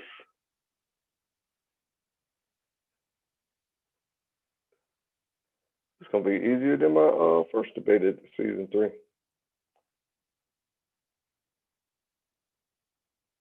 See, niggas forgot. You feel me? Niggas forgot that I'm really nice with the truth. So I just had to teach myself how to express the truth. See what I'm saying? That's why I'm in this league, to learn how to express it properly. And so we got whole experts on that matter around here. So as far as them knowing the truth, I can't figure out for the life of me why they ain't figured it out. But that's not for me to know or care. So I just keep it moving, keep doing my own thing. Okay, now got that in order. So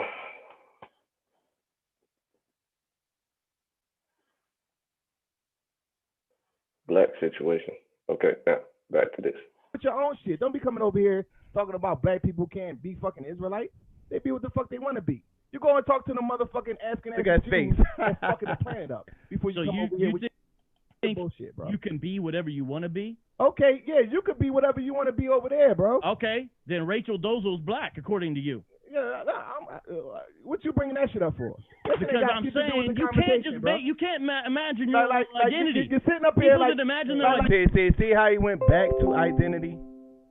That's what he got a beef with, bro. That's why he brought up Rachel Dolezal, because Rachel Dolezal is a white chick that was acting like she was black. So he used that as an example to try to suggest that I don't believe that the Israelites are who they say they are.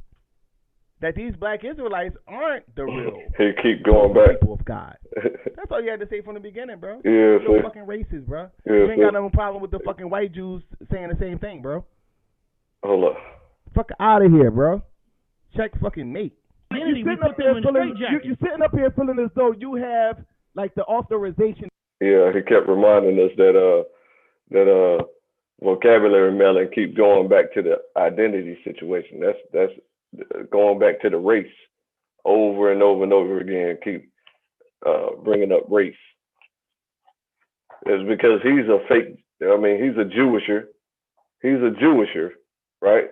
Vocabulary melon is a Jewisher. They changed his name to some rap name that he got. See what I'm saying? But his name is deeply and embarrassingly Jewisher. You see what I'm saying? So nigga changed his name and everything. To come and talk about what a motherfucker should be in light of all what's going on around the world. You want to telling me what to do with your own shit, bro. You the one telling me what to do, though. You're entitled to talk about what the fuck you believe. It's just coming from Resh, get up here, Resh. What you waiting on? A man who won't even admit his worldview perspective, though. Yeah, I say it to everybody every day. What authority do you have, though? You don't. What authority do you have? Telling you that wait, bro. Wait. Let me do this real quick. Let me say this. Yeah, like it's like they train them to do that. You know what I'm saying? So Real does that all the time. Wait. What the fuck are you doing? Like, why is that so important for you to? See, once it gets tense like this, the token black guy that is in disguise with a humongous fluffy goddamn butterscotch beard. You see what I'm saying? Come in, he's in disguise as one of us. See what I'm saying? With a whole white mentality, white supremacist mentality in his mind. Every word out of his mouth is white supremacy. You see what I'm saying? So you gotta come up here and tell these people how to treat white people. You gotta treat them this way. You can't yell at white people.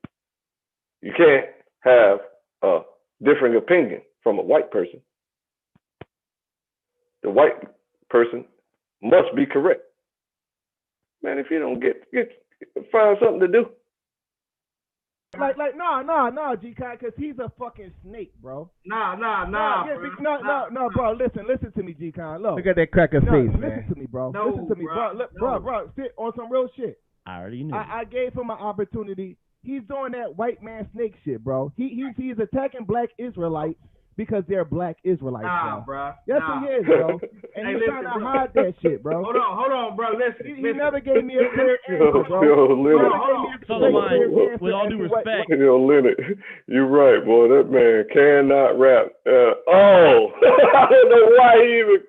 It's because he needs the clout of appearing to accept our culture so that he can snake his way in to bite everybody and kill them with venom. You see what I'm saying?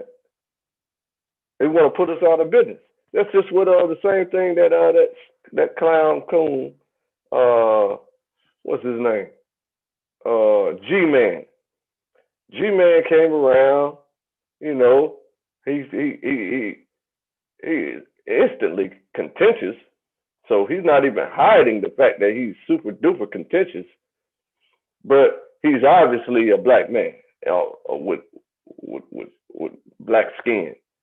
But he doesn't even realize how white supremacist he is because he don't understand white supremacy whatsoever. It's not.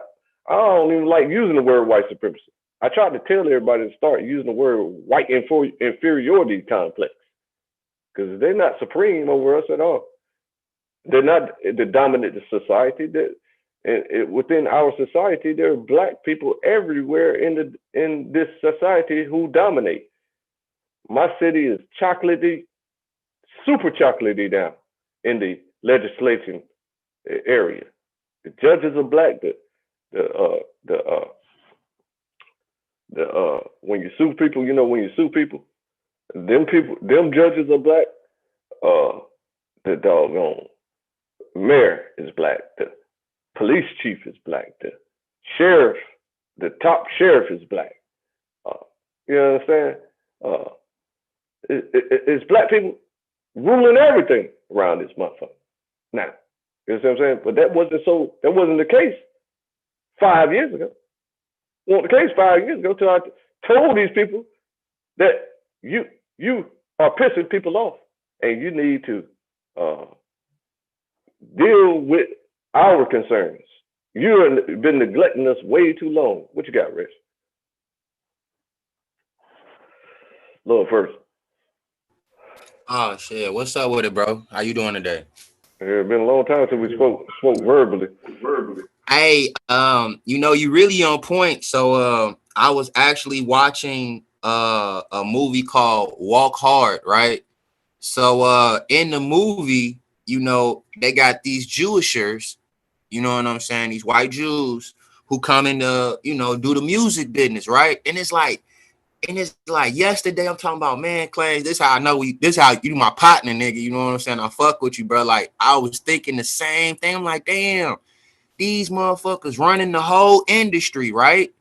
Like how you say, motherfuckers slip in and then take shit from us. And then I'm gonna pause that right there, right?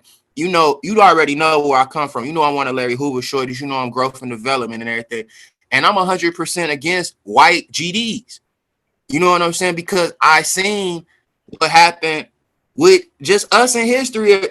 And we was supposed to be the real Jews, right? And let's put this possibility circle up there. It's like you telling me we wasn't openly and friendly with them motherfuckers to where they learned our shit and then took that shit over to where it's now. If you don't even have a bloodline now, you ain't real and shit. And it's like, man, we gotta stop perpetuating the same shit on some friendly shit or saying too much information. Like black people are like the villain in the superhero movie. We like tell everybody what the fuck we about to do. You dig what I'm saying? Before we do it, and tell everybody to plan. I say that shit all the time, man. Great minds think alike. Mute your YouTube right quick. Huh? Get your YouTube right quick, yeah. But that's what we do. We go around and tell, you know what I'm saying? But they the ones that be telling us, they're the bad guys, right? I want to say they the bad guys. So they tell us all their business, you know what I'm saying? But we the ones, we do the same thing. So now we the bad guys that's telling them, yeah, you know, we want to self-determine. Okay, yeah, but no, I'm talking about the legal shit we want to do. Man, get it how you live, and we screaming to the on the mountaintops. You know what I'm saying? You feel me? And this man, it's crazy. It's crazy. It is crazy, and it's something that a lot of us don't even sit back and try to even observe. You know what I'm saying? It's like fuck it. It just goes. It's like the norm now, of just I don't know, man. It's we fucked up, man. We fucked up. I guess you know what? I always say this too. You know what I'm saying? I'll be like, damn. Every time I go to a job, you know, white people either quick to go ahead and tell their business, but it's because they quick to ask you all your business. You know what I'm saying? At the same time, it's like they born agents. They born need to know all information, decipher that shit, remix that shit, and then want to be a part of that shit to delete your ass about the shit. It's like, what the fuck? Oh shit! Well, you funny. Real fuck. Man, That ain't nothing but the it's real truth. talk. Most definitely. Most definitely, bro. I said, fuck that shit, bro. I ain't going back to work no more, bro.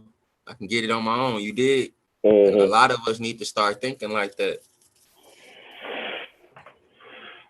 Yeah, man. Facts. You know, you just gotta keep working. You know how we do. Yeah. Just keep the money coming up as best we can. And then figure out how to invest it the best way. So I figured I got the best plan out of the whole community because I incorporate that as well. Well, it's self-determining. Because the Bible taught me that you're not allowed to allow other people to rule over you. You can't hear me without. That's the only way you can hear me. Hell yeah. Hold on. Let me turn this part off. Hold on. All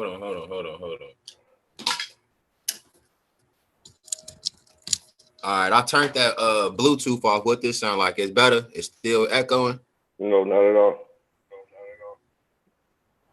Yeah. I barely hear myself. You barely hear yourself? Super loud, yeah. The other way was super loud though. This right here is way 1,000 times better. Hold on. Let me download this shit on my iPad then. Let me see what it sounds different on there. We ain't chopped it up in a You can't turn your camera on? So I can this one get some better viewership shit. Okay. Hold on. Let me I got you. Let me set it up. Let me download this real quick. All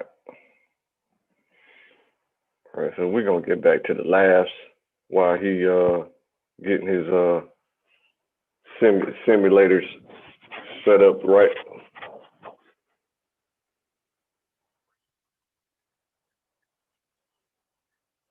Yo, let me know when you get back, so we can get back to that convo. Okay.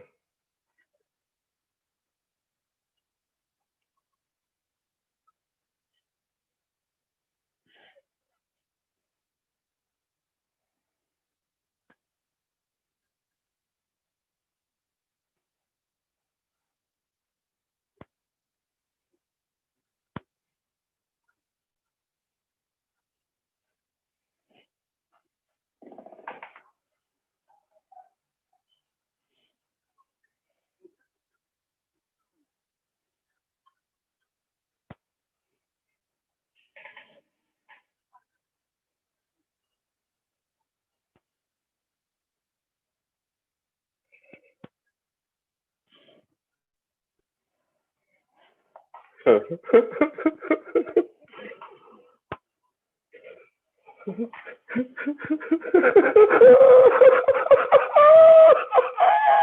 at his face.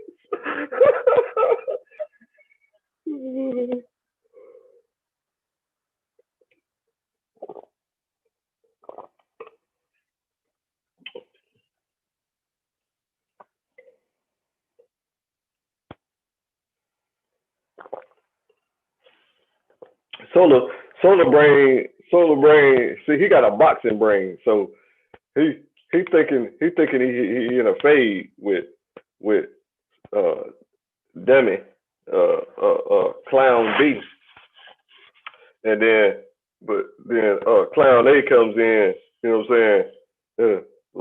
Like a wrestling match, where they double teaming him. Well, he consider that illegal. You feel me? So his whole brain is thinking, man, I got a two-piece this nigga too, and he's supposed to be my brother, so I really don't want to do it. But god dang, you're not my brother, so I got to get you. I got to uppercut you. I got to, I got to do all that. You feel me?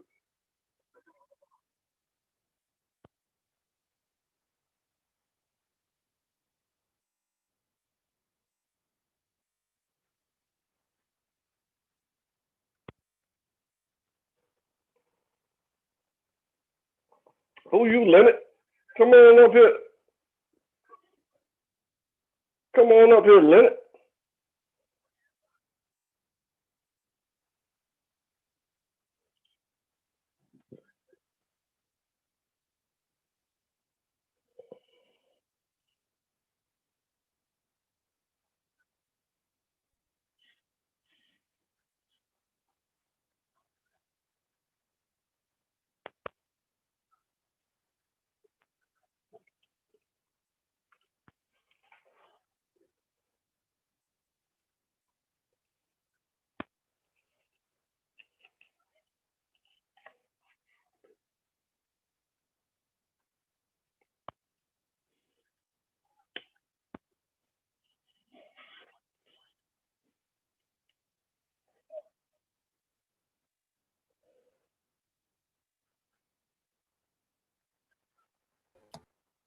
Hey, any other time this should be downloading fast speed like a motherfucker, man. Right now it's just all slow and stuff, man. Give me one more second. I'm gonna jump back in here, bro. Yeah, I'm gonna be yeah. right back.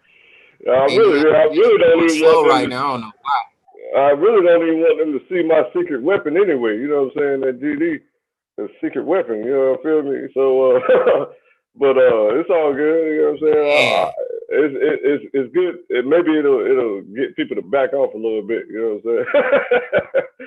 You feel me? Because man, I went through hell the first of this year. I think I called you, didn't I? I think you was one of the people that I reached out Yup, to. you did. You did. Yeah. Mhm. Yup. Mhm. Yeah, I was like, God damn, boy, these motherfuckers is relentless around this bitch. Finally, kind of lost their trails, a little TT. But boy, now my head swiveling back and forth like a motherfucker now, though. You know what I mean? I was already super famous for surviving a goddamn blood assassination. Now I had to survive a goddamn grip assassination. For what? I ain't do nothing.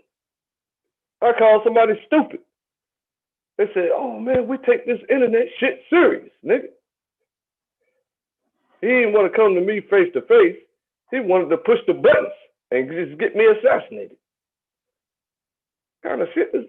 We in the fucking debate league. You feel me? Man, I see why you don't damn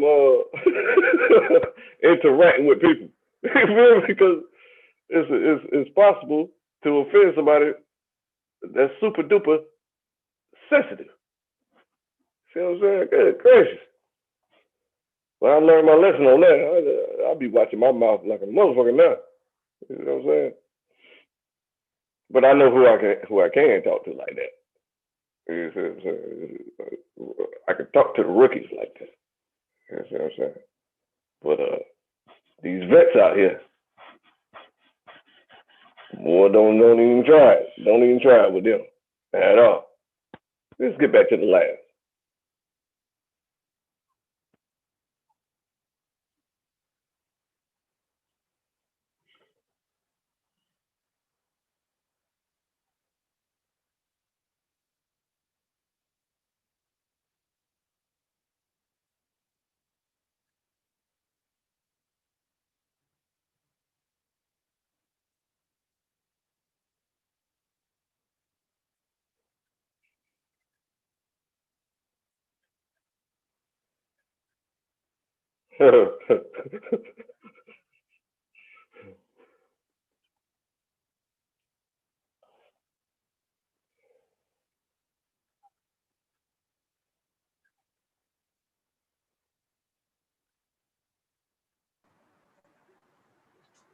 What it do? It sound better? Yeah. Sound better, and now people got something to look at. You feel me? So I don't like this radio talk. You know what I'm saying? That's kind of Right. when the avatar's up. It's just mainly radio talk. But Black came on here. He stay on camera 24/7. You feel me? But he put Oh, Black DJ Black Charm. Yeah. Hey Yeah. man, hey, where he at? He in the comments, man. I seen that brother name on a movie. I'm watching a YouTube movie, and I just see DJ Black. I'm like, hold on, I know bro from Hangouts. This nigga ain't put me on game. Don't realize how heavy he is, man. That man been in the game for years, man. He been in the rap game. I'm talking about doing big stuff for years. Look, man. Hey, look. I'm trying to put a Chicago-Cincinnati movie together. You know what I'm saying, man? He need to holler at me, man, on some real shit. Okay. Yeah. He'll put the plugs in. Hell yeah. I already got cameramen and all that. I mean, you got his contact, right? No, I don't be in the same chats because I ain't seen him look, bro, the last time I seen Charm in the chat right now. was back when we all was kicking it with MBK type ass shit. That was the last time I seen, bro. Mm-hmm. What's your Google name? My Google? Yeah. Shit, it should be Rush G. The same like it show up on here. Okay. I'll be seeing him over here. You in Harlem's chat? Huh? You in Perry chat? Add him to my chat. I got you. And I put a link in there, bro. I told you did you ever download? You got a bunch of rooms. Rest G chat, Rest G room. Oh, it don't even matter. Either one of them. Okay, cool. I'll be in both of them. Did I download that? That crypto thingy. Yeah, I sure did. I'm just so slow, man. And I got these focuses that I have to. It take me forever to get done what I'm doing myself. You know what I'm saying? So I don't even be having time to try to figure out how to I don't write all that stuff down and then get to the bottom of it and figure the shit out. You feel me? Like you do. Right. So I just I'll just be going with the feeling of it. Like I feel like this one's gonna go up. So I made about 5 racks off that joint. You see what I'm saying? But I gotta stare at it all day, and it's taking up too much of my time. So I gotta get these other things together. Like you seen my website yet? Yeah. No, hold on. You put it in the you ain't put it in there though, did you? You put it in my chat? Your website? I'll put it in there right now.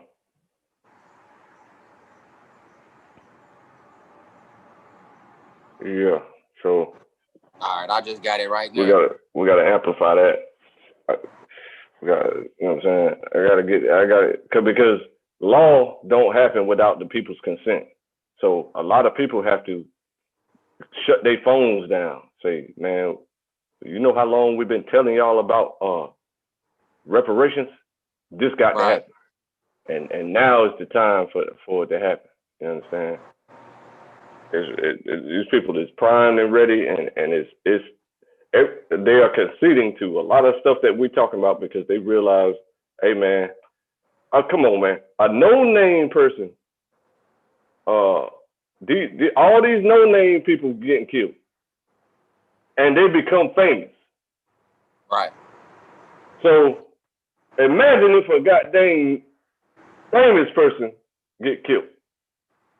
So they finally got just enough was enough with that with George Floyd, and they still going ham to this day. Well, they're going shim to this day. That's how I call it. Shim, huh? So, because this is just all this is what we call righteous indignation. So they mad for a real reason, and the social structure is shifting to look out for each other and love on each other a lot more, and do what's right by each other. and go back to the foundations of the gangs, you know, growth and development, the real reasons for the Crips. I don't know what the Crips mean. It's supposed to be community respiration in progress. There you go. And then the real reason for Bloods, brotherly loves, and all that stuff. Right. So hold on, halt right there. What the hell? I'm seeing all these white Bloods and Crips on YouTube now, bro. They like, and this is what I was talking about, bro. Just go look it up. It's a plethora of these motherfucking white boys, they're so-called gangbangers, right? And it's like, what's the difference between a white gangbanger and a white supremacist? It's like we allow the motherfucker to go ahead like, oh, if you join our clique, you can assassinate niggas. You can talk shit to other niggas that we against. And that shit ain't cool, bro. Let me ask you this. That shit is not cool. Did the truth somehow, without my knowledge, get abolished or something while I was asleep or something? I don't know, bro. I do not know, bro. I'm always down for brothers hooking up. Yeah. And I ain't gonna lie, the music business is kind of helping it. You know, you got Bloods and Crips making music together. I love that shit. Get money, baby. But I'm not with the ops. You know what I'm saying? Coming and take it. That's our culture. That's our motherfucking tribes of right here. We created it. We got 12. I'm just saying, as far as just an example, not saying it is, but I'm just saying an example of it, how we recreated the shit. We got 12 tribes here. We got gangsters and disciples. We got vice lords. We got black stones. We got solid folk on the hustlers. We got Bloods, Crips. We got black what's that? Black Gorilla family. You know what I'm saying? We got black. I'm talking about. I can go ahead and name the 12 of them. That's solid. I'm talking about not no street, no clique. I'm talking about solid organizations that's black. Right. Them our tribes right there. Them our warriors right there. And we killing each other. We can't be killing our own fucking warriors. That's the fucking plan backwards on why all that shit was created. You dig? Yeah, give me a citation on this white Bloods you talking about here, bro. Cause that's strange to me. I ain't never heard here. Let me go look up this dude channel, man. This shit is crazy. He get on there and he talk about all his prison stories. It's crazy. It did. They got a white Hoover Crip on there doing this thing. And then guess what they got now? They got white GD folks called White Slime on there. This shit crazy. So yeah, y'all groovy now, right? From what I heard. No, that's what y'all be. I think, and that's great you asked me that, because a lot of people in other places, they think that Chicago got Bloods and Crips and we don't. So anything dealing with Blood and Crip, we don't know nothing about that shit. I mean, now I know that. But I'm definitely talking about the Hoovers though. Yeah, the Hoovers. No, we definitely we. That's a street name. And remember, we under the chairman Larry Hoover. It just and look how the Most High work out. You don't think that shit synchronized on purpose though? Like, come on, like I already know. You know I be on it. Yes, sir. Yes, sir. I'm glad other people see that though. You know what I mean? Because the I'm about to have a debate where there's an Old Testament gentleman, right? He thinks that Satan actually is on God's team, right? So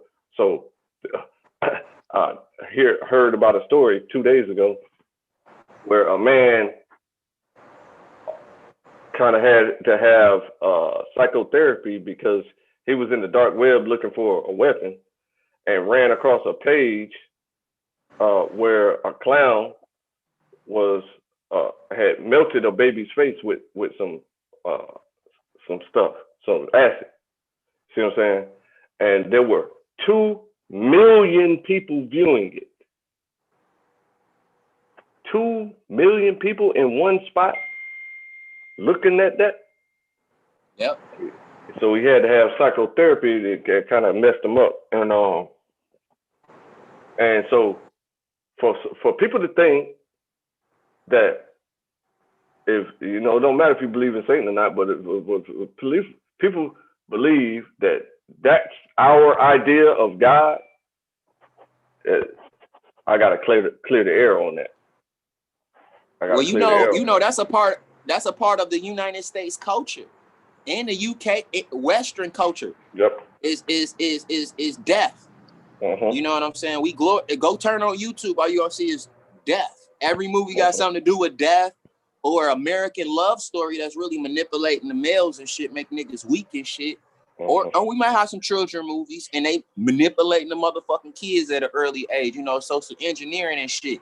You did, but yeah, that's our culture here in America, and then once we identify that shit, we need to go the opposite way. Like I said in the chat, you know, black people, we get money off of trauma.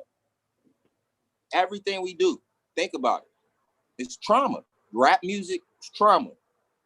Even R&B, it's all about. We celebrate the blues, down, trauma. We get money off that shit. Yeah. Black trauma is money. Black business is not no money. Think about that shit. Black trauma is money, but not no black business. On the G. Yeah, man. That's what I'm saying. That's why this plan got to amplify, because there's a lot of you and me, a lot of us. You know what I'm saying? We get it. You feel me? And so, man, I got to amplify. I'm working as hard as I can, man. You know what I'm saying? So I think these. I don't know. A lot of times I be thinking maybe I shouldn't be in this debate league, but what it's doing is teaching me how to present my case for everything. So that is an invaluable skill that I wanted to personally learn. And so I'm so good now and so comfortable with it that when I go in front of Congress at the end of this month, I'm gonna feel very comfortable. You see what I'm saying? And there's something I learned a few years back, right? When I first learned my nationality, you know what I'm saying, about 10 years ago, and I was on different sites, banging, right? The old heads would come along and say, because they seen that I was correct about things, but they would say, there's no reason to be angry if you have the information. So just present the information to them. You know what I'm saying? Without all the banging. You feel me? So that helped me settle down and you know, help me practice mastering my good behavior. You see what I'm saying? So I be watching people like you and you know, Swile the Boss. Yeah. He got excellent behavior too. See what I'm saying? So I'll be watching y'all and how y'all wording things. See what I'm saying? So now somebody like yourself that's from a big city learn that at an early age on how to use your mouth right. You see what I'm saying? Watch your mouth and you know what I'm saying, and do this and do that and say these things. You can't say this. You learn that very early. See, I'm in a country town. I grew up in a country town, so we loud and boisterous. Right. You know what I'm saying? And so we ain't trained our mouth to say. Hey, we learned that at the age of when you remember as a kid we playing the dozens on each other. Mm-hmm. Yeah, you know, if you on the sideline and you laugh, you know, you are liable to get your ass whooped too, though. So it's like, you know, you learn things real quick about, you know, being quiet and being observant. You know what I'm saying? Because you don't want to get pulled into. Now think about this. The Bible say, don't laugh at your brother. Because God's wrath might turn on you. So if you see what I'm saying, and you God. Right. You feel me? So what you learn, that's why I be trying to tell people, man, the organizations, they all, well, the majority of them are biblically based. But we forget the foundational lessons of them and pervert them to our own liking. You see what I'm saying? So then we steer away from it. You gotta think though, like if we come on, man, like, you know, the Most High G, you know, I don't even play with that shit, bro. You know, I already know that shit, like, but I respect it. You feel what I'm saying? I don't play with that shit. My mama Even at 5 years old, you don't want to go ahead and get. I don't play with God, mom. And she respected that. She's like, all right, you good. You ain't got to go up there. You good. And it's like this though. I want you to go look at this movie called It's a Lord's Thing. It's about the vice lords. You dig what I'm saying? And in that movie, he touches a little bit about the subject on LSD. LSD was Lord, Stones, and Disciples. That's when we was all together. And we formed a coalition to go around to every neighborhood to make the meat markets give us better, because you know they was giving black people bullshit ass meat back then, and all they still doing it now and shit. So we fought for that, and you know what? Everything was good until who white people sent? They sent Jesse Jackson and Al Sharpton, bro, and we've been at war ever since in Chicago. You feel what I'm saying? That's exactly who I blame. I blame those like they too apologetic to the supremacy that's in place. So it makes people like, well, what am I supposed to do? How do I direct this anger? Yeah. See what I'm saying? I don't know how to direct it. So I got to direct it on whoever you allow me to direct it on. You don't get mad when I bang on my brother. Nope. At all. See what I'm saying? So are you talking about a 1970s movie? The Whit Bill? Yeah. Okay. It's called A Lord's Thing. It's in gold and black. Real vice lords wear gold and real vice lords wear gold and black, not red, bro. Gotcha. Okay. Keep that in your pocket. I know you're gonna run across. It's a lot of them around here wearing red. They young, and I'm like, bro, you know, there's a reason you wear gold and black. You did that black for your skin and that gold for that sun. You dig what I'm saying? Back to the month. But hey, all Chicago organizations teach history. Like you said, they biblically based, no matter if it's biblically or Islamic. Both of them. Right, Islamic too. Is the Bible. The 5 is Islamic. Hey, and I'm talking about it's really to bring us really back into what we, you know what I'm saying? It's in a modern version, because come on, man, back in the 70s and 60s, what was like renegade-ish? What was really going against the system? Being some kind of devilish or some type of just a warrior. So you know, the young motherfuckers back in the day, they wasn't hearing that shit with their grandparents and their moms taught. They was just like we thinking now. So they like, fuck this shit, man. We gonna put these organizations together. You dig? We gonna organize it. We ain't gonna be no gang. You know, no little niggas just around here running around. We gonna organize this shit. And we took a lot of things from the Nation of Islam. We took a lot of things. Come on, man. The Hebrews, bruh, come on, man. They had a big ass foundation here in Chicago. The Hebrews and the Moors was together. That's why you don't really see too many Hebrew and Moorish clashing here in Chicago, like that in New York. No offense to New York, but y'all be on that freestyle battle shit too much, man. You feel me? We gotta understand the difference, and then like let's try to progress on that shit instead of saying I shitted on a nigga, like you just said. Hey, bro, don't laugh at your brother. I ain't never heard a rapper say I'm about to shit on these white people. Think about that shit. We always say we want to shit on a nigga. Come on, man. Come on, man. We supposed to be trying to build this shit up. So it's like, man, watch that movie and you will get a way better understanding as far as Chicago organizations and how we supposed to come together as one.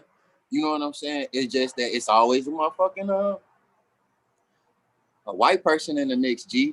Even when I watched the Black Panther movie last night for the first time, you know what I'm saying? Even with all the commotion going on, it still was a white person in that motherfucker, right? Yeah, this shit crazy, man. We got. That's the first time you ever saw it. Yeah, I ain't never seen it. I ain't never seen that shit until last night. And the only reason I saw it last night is because I ended up buying me a motherfucking Chromebook and they gave me a free subscription to Disney. So I'm like, well, fucking, I'm about to check this movie out and shit real quick. Yeah.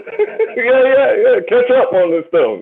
Hell yeah. I'm about to check out this Avengers shit too, because I know they done stole some of our shit and put it in them goddamn movies. I saw the Avengers about 4 years later, man. You know what I'm saying? I was like, man, I was amazed about that shit, bro. You gonna like that movie? Yeah, I don't even like fantasy shit. You know what I'm saying? Yeah. But I had to catch up on, this bullshit that we you know what I'm saying, got to be at home. Hey, but think about this. About this. Why haven't we made any black sci-fi movies? Oh, yeah, that would be beautiful. We always making the same fucking movie with the same plot, different characters, same trauma. Remember, we selling trauma. Why the fuck we ain't selling no motherfucker? Like, I like the Black Panther. It was talking. you know, I'm 50-50 on this Afrofuturism shit. Look up that definition and shit. You know, Afrofuturism. I'm 50-50 on it. I like this shit. I'm still shaky on this shit. But the point is, I fuck with the science that they giving to the shorties. You dig what I'm saying? They making the shorties like, damn, I can make a spaceship. That's kind of why I was fucking with that your partner from the beginning. We ain't gonna say no name. We ain't gonna get no fame. But when he came with that laser, no, me and him super duper cool now though, so it's all right. When he came with that I forgot you and him kind of. Bro, I seen the real, bro. Oh my God, this nigga is true. Now people understand what I go through. You know what I'm saying? When you interact with him for a little while, you be like, damn, he seemed cool as fuck. And then until it come out. Bruh, hey, bruh, look, I brought this nigga to Cincinnati. I ain't gonna go too far because we online, but man, nigga, when I say that, hey, I saved that brother life down there in North Carolina, you know, it was some of the guys that he, you know, they was about to run in that nigga hotel room, and I had to make a couple phone calls to let it be known that, like, you know, he a civilian, bro, and he ain't know no better. You know what I'm saying? He just trying to, you know, be a part of some situation and shit and just want to know more knowledge. And, you know, I had to let him know, like, bro, you know, he is a Hebrew brother, so he kind of got a little debate spirit in him. He got a little debate spirit in him. You dig what I'm saying? So, but, you know, he had to get the fuck up out of Dodge and shit. And he tried to play a certain role on Hangouts. And I'm like, bro, you know, I'm serious with this shit, bro. You know, my grandfather was one of the 12 disciples and shit. You feel what I'm saying? So it's like, I came with arms open to help. And it just turned into a straight weirdo. And I'm like, I seen this movie before because bro tried to help your ass out and you switched up on bro ass down there. You feel me? Thank you. So I ain't with that shit. You gotta stay away from people. When people show you they self, don't forget that shit. Yeah. And it takes a lot for people to change their behavior. You see what I'm saying? So they're gonna be like that for a while. But you know what? So once they show you themselves, just leave them until they mature. You know what I'm saying? My thing is, I fuck with you. I fuck with Perry. I fuck with D Miller. All the brothers that standing hard on what they believe in as far as the Hebrew Israelites and the Moorish Science Temple and things of that nature, or Islam, or even Christian. If that's what you stand for, and you really standing on that shit, and you really living and walking in that shit, hey, bro, you got my full aid and assistance on anything that I can help you with. Right. Now with him, I didn't like that. The first strike with me was when he went down to Shorty crib and fucked up and tried to talk shit to her people. And it's like, man, come on, bro, these people helping you out. And that's a situation I think that you will do good in as far as, you know, the path that you're going down right now, as far as, you know, you a Hebrew Israelite. This is a group of people that they actually live in that shit. They doing farming. They doing all the constructive shit. And they allowed you in their home and fed you. You should love them your brothers and sisters. When he ruined that situation, I'm like, that kind of made me like, damn, you know, like that was a good situation. Why would you you know, disrespect somebody's mother like that? Or why would you, you know, come in and try to, you know, have some turmoil in that bitch? So that, then you was number two. Then when he did that shit to me, my hands is up, bro. 3 strikes. That's 3 strikes right there. Yeah, but a lot of real people, okay. So don't fault yourself now for not learning from other people's mistakes. See what I'm saying? Because a lot of real people do that. They be like, if he ain't did it to me, he ain't did it. Right. You know what I'm saying? And that's real talk. That's how you're supposed to really think about it. But you know, when I got on this whole learning situation, right, then I realized that it's okay to look at somebody's situation, but you got to have real facts to find out whether or not that person being genuine with you or just trying to smear little bro. Right. You see what I'm saying? So me and him real super whatever you call it, friendly now. But I think you and him need to kind of get like that a little bit. But you just did that. With a distance, you gotta go through that bitch with the Heisman Trophy act type shit. I might go in there once a week and that's just because, you know what I mean, ain't got nothing to do. And then once a month, really, when I got nothing to do, and then I flirt with the white girls. We ain't supposed to be doing that. So it's kind of something naughty that I can do it sometimes. You know what I'm saying? Like I feel like I can't do nothing. I can't have no fun. You feel me? So every now and again, I gotta get back naughty. You know what I'm saying? I can't tell girls. I can't have sex. I can't do nothing, man. You hit the nail on the head. So let me tell you this story, right? Go to the club. This shit blew me, right? This shit blew the fuck out of me, right? So look, bro came down to Cincinnati, right? Mm-hmm. So I introduced him to all the brothers. So we at a club. We in a club, like club scene. I think everybody in this bitch twerking, except it's a reggae club. So everybody in that bitch whining. You dig what I'm saying? We security. I'm like, hey, bro, every brother that you see in here, that security is one of the brothers. So any problems, you good? Any female in here, just pick them out, and I'm gonna make sure you got them on some hospitality. This how, hey, bro, you come up here, bro. I got a crib for you.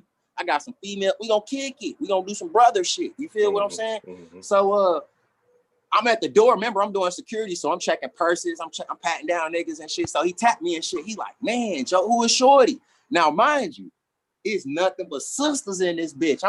They smelling like good shea butter and smell good. You feel what I'm talking about? Man, they looking fabulous in this bitch. So when he said who Shorty is, me, I'm on some like, where she at? I'm about to go get her for you. You know what I'm saying? I'm about to have her come over here and shit. You know what I'm saying? I'm about to give you some green and some liquor. Go in VIP and do you, bro. I'm talking about, I'm about to set it out for bro. You know what I'm saying? Just off of hospitality, bro. You feel me? You know what I turned around and look at? It was the only white girl in the motherfucking club, bro. Hey, bro, on GDN, bro, this shit crazy, bro. Hey, this shit crazy, bro. I can't make this shit up. You set me up so flawless, boy. I wasn't ready. I can't make this shit up, bro. You set me up so flawless, man. Set the scene so pretty. Oh man, that's crazy. Hey, cause that's how I was looking. I'm like, hey, what the fuck? All these sisters around here. You got thick, skinny. If you like fat girls, it was some pretty fat girls in that bitch. Right. Yeah, they be having a big block body. But they be shapely little motherfuckers with the fine face. Yeah. This nigga picked out the trailer trash white girl in there, bro. I'm like, that should have been my first clue to like, you know what, bro? I don't even think you on the right mind state. And not when you in a club with a plethora of sisters, right? And your homie telling you, bro, hey, look, I don't give a fuck which female it is in here. I'm gonna make sure I get her for you, bro. And I'm gonna make sure you can go to the telly with her. I'm gonna make sure you straight, bro. Don't trip. This nigga point out the white girl. He telling me that black babies is ugly. That's what he telling me. Your actions is telling me that black babies is ugly. Hey, but he admitted to me though that he said that black girls never gave him any attention. That's why he's so quick or comfortable to go after white girls. And I'm like, hold on, Shorty let you move down there with her and her people. Yeah. What the fuck you mean? Man, when he first got to my city, the first day he got to my city, right? I ain't had no car. I had ran away from everything that I had because I was, I was banging with the Bloods and whatnot. Mm-hmm. So, he he got off the bus. We got on the city bus. The black girls was in the bus like this. I said, what? I was looking at him like, he wasn't showing them no attention at all. I was like, man, what the fuck? Why she looking like that? I mean, I understand why she looking like that, but I'm just saying, like, I mean, she making it blatantly obvious that she want to goddamn suck him off on the bus, bro. So I was like, hey, you know what I'm saying? But there was a couple times he did deal with some black girls, but they kind of had the white mind. You know what I'm saying? Right. This girl, this cute ass little girl she had some silver weave. You know what I'm saying? You know that silver be popping. Yeah, yeah. You know, they bringing that storm back. They want to be X-Men and shit. Mm-hmm. You know, I me personally, I'm gonna be, and I had a deep conversation. I'm like, hey, bro, I let it be all in the open. I'm like, bro, I'm from the south side of Chicago, but I also lived in the suburbs, right? And even during that time, I couldn't even be comfortable with a white girl. And I had told him a situation. I'm like, hey, bro, I tried. You know, one time I had this, it was a very attractive white girl. She had red hair, curly hair. She, you know, I'm 6'5". She was like 6 feet, and she was thicker than a king size snicker, nigga. I'm talking about, bruh, hey, bro, I would have been weak if I was on the island with her ass, bro. I would have been weak. Right. But guess what though? So look, this how I test myself. I'm like, she like, hey, me and my sister going to the mall today. You want to come with us? Now her sister is full blood Puerto Rican, but she adopted. You dig what I'm saying? Gee, I went to the mall with them, and I'm not gonna lie. Naturally, unconsciously, I'm closer to the Puerto Rican chick, damn near holding her hands every time we walk past a sister. I'm feeling guilty. I'm feeling like, you know, no better. They not even looking at me crazy because they just a suburb. They not looking at me crazy or nothing. They not even paying no attention to me. But it's myself. You dig what I'm saying? So it's like that was my test of like, you feeling self-conscious. Yeah, I can't even go in public with a motherfucker. How can I fuck with this motherfucker? You feel what I'm saying? So I don't want no white girl asking me, well, why are you putting your do-rag on at nighttime? I need a sister that's, hey, when I put my do-rag on, she wrapping her hair up too. You feel what I'm saying? So it's like, I can't go. And I ain't got nothing against brothers that do that. It's just that, hey man, we in a time right now where it's crucial and we need more black babies, bro. Facts. Oh, you talking about the numbers now. That's exactly what I was getting at with them black babies. And now, with me personally, right, man, I adore black women so much that I embarrass myself dealing with them. You see what I'm saying? Because it's so, like, the other people are very easy to deal with. You see what I'm saying? Like, on a ratchet level. You see what I'm saying? I go up to anybody. I'm talking about Native American.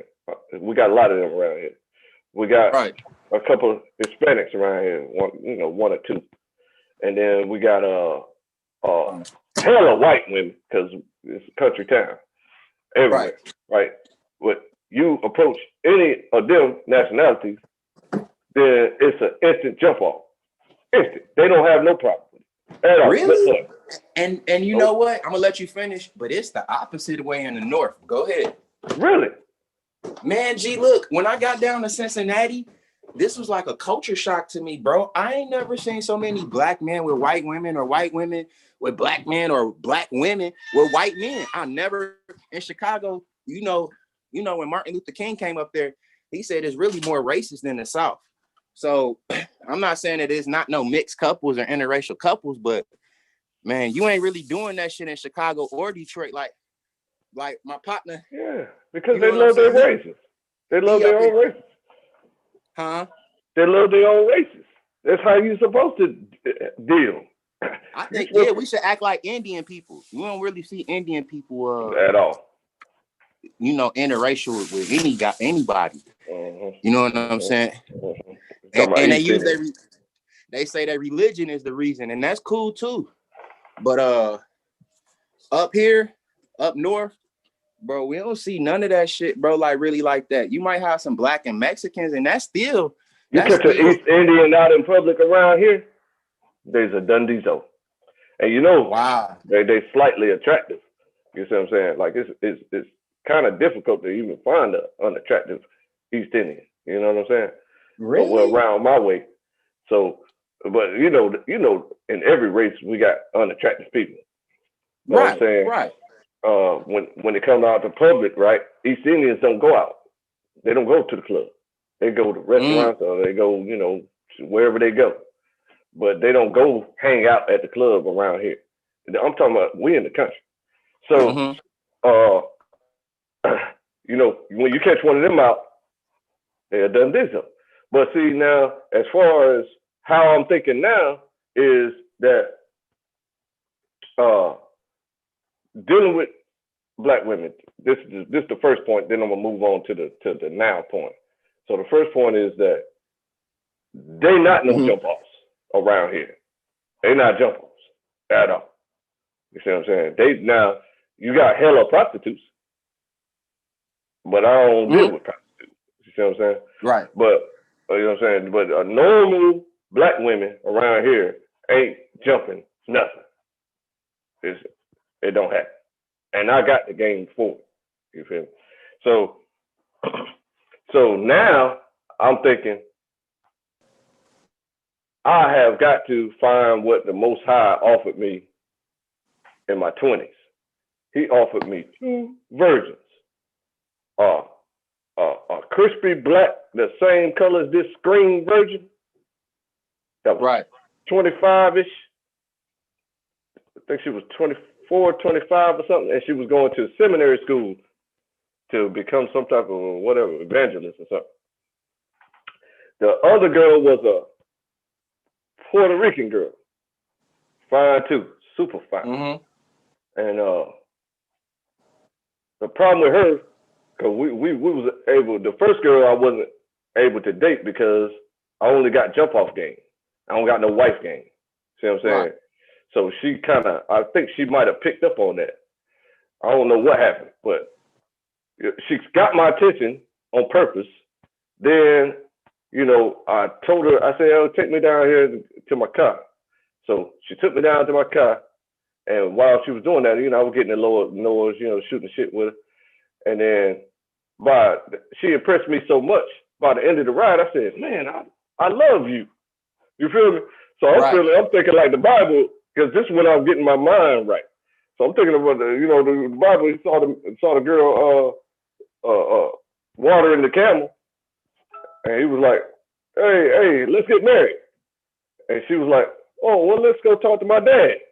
You see what I'm saying? So Right. I thought that's how you're supposed to do it. I thought that's what marriage game was about. You just tell them. You feel me? Right.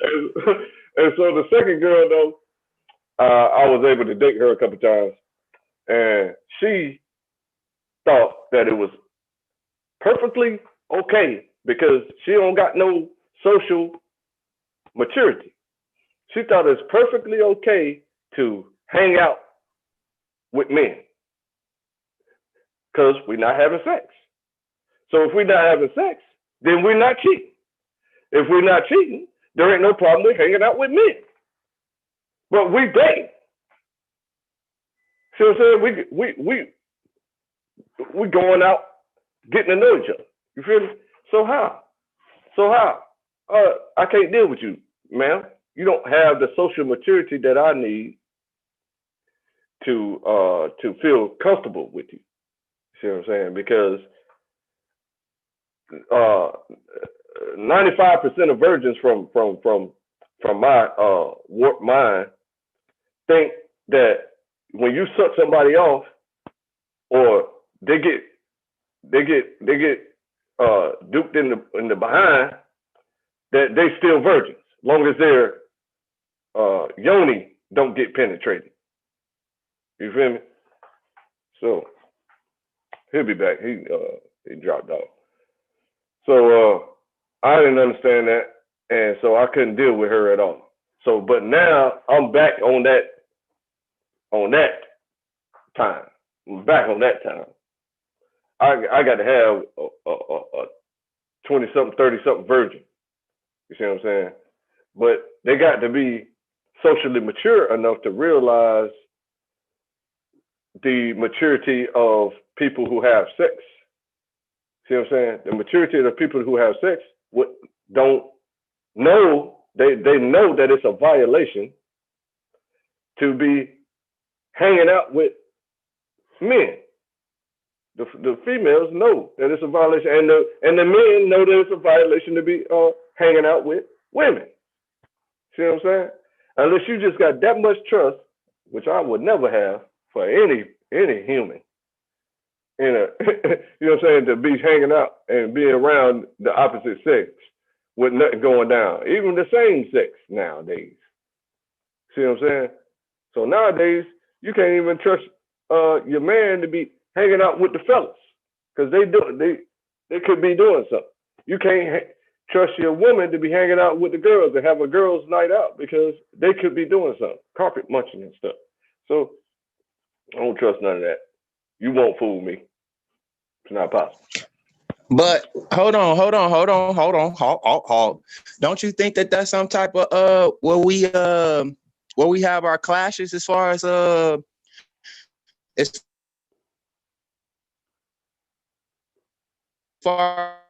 relationships?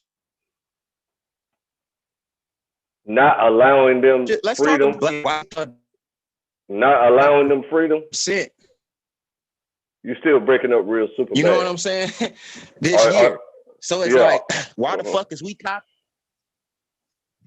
Huh? What? You still breaking up super bad.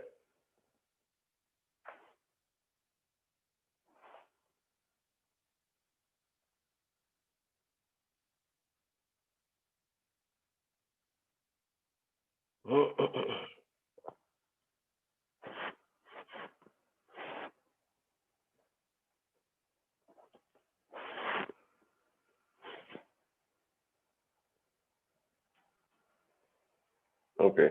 He's having technical difficulty. You got it's still different. You still can't hear me? Okay. Yeah, now we're great. All right. But I was saying, like, you know, us in relationships, our relationships is fucked up right now. And it's because we copying the ops blueprint of a relationship when they divorce rate right now is up 75%. Now, if divorce is up 75%, that lets you know that the shit ain't working. Right. As far as following their blueprint on how and what a relationship is and what marriage is and things of that nature, and it's fucking up. You know, a lot of, and I'm not saying this for everybody. But you're on the poly game now. Everybody. No, I don't even like that definition. We got to figure out another definition, because when we say that definition, it includes them and they blueprint on how things go. You dig what I'm saying? So whatever word that we got to come up with, and break down the definition so it's from our perspective. You dig what I'm saying? Because when you mention that P word to our females, they ain't hearing that shit. Cause remember, we coming from the blueprint of they side, when really we already doing it. I got 2 baby mamas. You think I wasn't fucking both of them at the same goddamn time, when we could have just been one happy family under the same roof and been living in a goddamn mansion with 3 incomes? A lot of females don't see it like that though. You dig what I'm saying? And that's why a lot of us is struggling, because look, we social people. We social. We not no in the house as people, bro. I had a white boy, right? I'm in the burbs, right? So he like, man, I want some weed. I'm like, well, shit, we gonna jump in your car and grab. So we get to the hood. He like, why is everybody outside?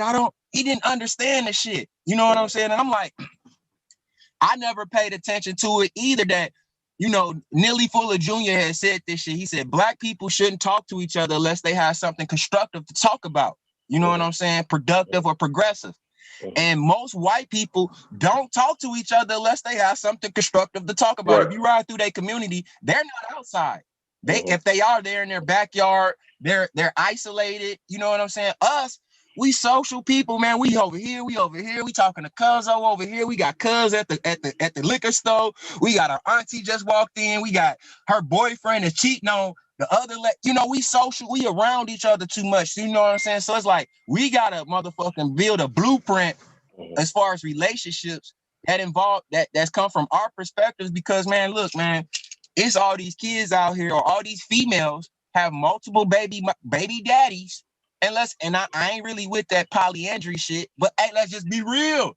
These females out here nowadays got like 3, 4, 5 niggas. Right, they got a weed man. They got a nigga to get their ass. Yeah, that's how I look at it. They're not gonna stop. So it's best to kind of semi go with the flow, but at the same time, I'm on the virgin tip. You know what I mean? That she don't know nothing about nothing. She don't know nothing about nothing, right? So it's all right for her to be one-on-one. You know what I'm saying? Monogamous and shit like that. You feel me? So I just want somebody that just want me, you know, and just stop with all the madness, because I was with a bad girl that was super sneaky like that, right? You know what I'm saying? And she had 5 boyfriends at one time, But then how in the world did she manage to, when she got a little older and a little more mature, how did she manage to settle down with a nigga for like 10 years and have 4 more kids, four boys? Them all, I'll be looking like them my spiritual sons. Is she attractive? Super duper. Is she attractive? Super duper. So if this is a question that I ask females all the time, right? And I love the facial expressions that they make. It's only like it's only really 2 females that actually got the answer, and they was high-ranking manipulators. I'm talking about high-ranking witches. You dig what I'm talking about? Mm-hmm. And I asked them, what is the purpose of beauty? Most of them sit there and think they're like, damn, I ain't never thought. I don't know. I get the pat in here. I don't know. The fuck? Because they thinking he must be calling me fine. Let me pat my head, make sure that's all right. make sure my wig is right. The purpose of beauty is you get picked first. And once a female that's like 9 or 13 years old understand her beauty, she already made a decision for herself as far as her later years. You can go ahead and look up the book Esther Vilar, The Manipulated Man. I tell every male across the board, white, black, whatever, every male need to listen to this book because it's written by a female, and she actually point out the manipulation on females and shit. So it's like, if she's a high-ranking manipulator and she's beautiful, remember, we tender dick-ass niggas will go for any goddamn thing that's beautiful. I don't care if she's a bank robber, I love her. I don't care if she got Plug that book again. Plug that book. Oh, Esther Vilar, Manipulated Man. You can go ahead and listen to the audiobook on YouTube, and I'm talking about, man, she gives the secrets of females that females do not want us to have. I can tell you that. but hold on. I ain't biased. Hey, for the females, go ahead and look up this book on how to dog train your boyfriend. Yeah, they reading those types of books. And they using their pussy as doggy treats. But we ain't gonna go there though. You feel what I'm saying? I'm telling you, bro, like it's hard. It's hard to be 100. I'm trying to figure out why you need this information for yourself when you automatically pull the 20 pieces. You know what I'm saying? You got the dimes, then you got, you know what I'm saying, the limbs. You know what I'm saying? Once you get over the dimes, it's hard to gauge what level of beauty they're on. And this is what you've been dealing with your whole life. So why do you need the psychology of these situations? What's that about? Because the foundation that the country we live in, these white people foundation is psychology. Think about it. The character that we play as far as being a gangster is some of the character that white people created. A character as far as being a pimp is the character that they created. You dig what I'm saying? And social engineering is real. You dig? And if you can't, you know what I'm saying, you don't know it, it's like, hey, you better catch up, nigga. We don't know why we doing shit that we doing because we already social engineering. Psychology is the most important thing in this country. I'm gonna be real with you. So it's like this: everybody that read the whole 48 Laws of Power, but it's all about sharpening your manipulation skills. Yeah, psychology, the art of seduction. Come on now. All this is about manipulating. Hold on 1 second. And then you manipulate justly and righteously, you know what I'm saying? Everything works out to the best. You know what I'm saying? Do no harm type of mentality. You see what I'm saying? So, but you manipulating them to cause the best outcome in their life, the best outcome in your life, and then the best outcome between y'all's interaction, y'all's relationship, whether you're a friend or business partners or she's your employee or she's your boss, things of this nature. Same with men. You feel? Hold on a second. I got a phone call. We talk. Hi, this is Catherine. Yeah, fake phone call, robocall. So yeah, now I get why, you know what I'm saying, you elevate yourself in psychology. You know what I'm saying? Because that's why I'm taking note to all this game you give me for free. So I can because I need that wife game. I got to have it because the the the the box that I'm in is that you can't have willy-nilly sex with anybody. You see what I'm saying? And so me being single, that's easy to do. You feel me? Especially I got a little bit of success. I'm looking good. You know what I'm saying? I got this. I got that toy. I got this. You know, I know where to find every type of drug that these clown ass ladies like. You see what I'm saying? So I can get some WAP anytime, but that's not what I want now, and I don't think it impresses. And I don't think it allows life to thrive as the most optimal way. See what I'm saying? Because it's just wasting seed. You know what I'm saying? When you just sleeping around. You feel me? You got to use that seed to the maximum you can. You know, make some babies, bro. Get the numbers up. See what I'm saying? That's why I hate. That's why I banged on sports last night or night before last, or whenever I went live, because sports keep all these men away from our defense. See what I'm saying? So they just run around carrying that ball or hitting that ball across the net, whatever type of sport you play. See what I'm saying? But you ain't got no concern of the defense and the elevation of the society as a whole. You just worried about yourself. It's kind of annoying to me. I was breaking up a little bit, so I want to make sure I didn't want to disturb nothing or whatever.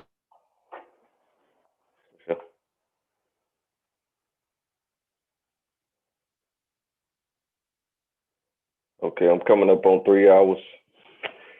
So we're going to chop it up. I got to talk to you more often because I already knew you was a genius, but you know, I feel like people should stay on their level. You feel me? So in the hood, right? I'd be like, why the fuck is this rich nigga hanging with a broke nigga? I don't like that. I ain't never felt comfortable about that. You feel me? So in the same regard, your knowledge is wealth. So if you got all the knowledge, I'm not finna be hanging out with that guy unless I want to learn some stuff. But then at the same time, you know, that's a waste of his time, a waste of his knowledge. So I don't like putting people in uncomfortable and precarious situations like that where I'm using up their time. Like I feel like a little kid or something around them people. So at any rate, we got to start talking a lot more because I think I feel I can finally kind of relate to you as a peer. You feel me? So. Yeah, bro. You know I'm around anytime, bro. You got my number. For sure. You know what's up? I definitely do. You know what though? I thought about that because shit, Jesus kicked it with the sinners too, though. There you go. I you got to get down in the dirt. Hey, look, when you kick down in that dirt and you kicking it with them ratchets, you get epiphanies too, though, bro. That's you get real. That's a whole fact. Man, I've been around them my whole life, and they're the ones that got me to an extremely intelligent level. But then there's technicalities in the rich world and the highly attractive world.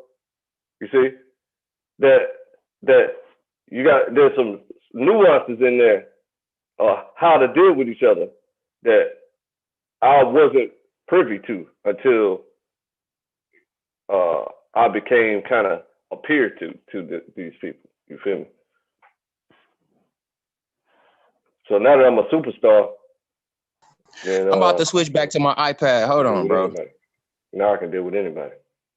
I can deal with the mud, and I can deal with the diamonds. You know what I'm saying? The people who made it through the pressure, came out of depression, super duper successful. You understand? So I'm gonna start chopping it up with you a lot more often because I don't like because I got a quirk about myself where I don't reach out to people. You see what I'm saying?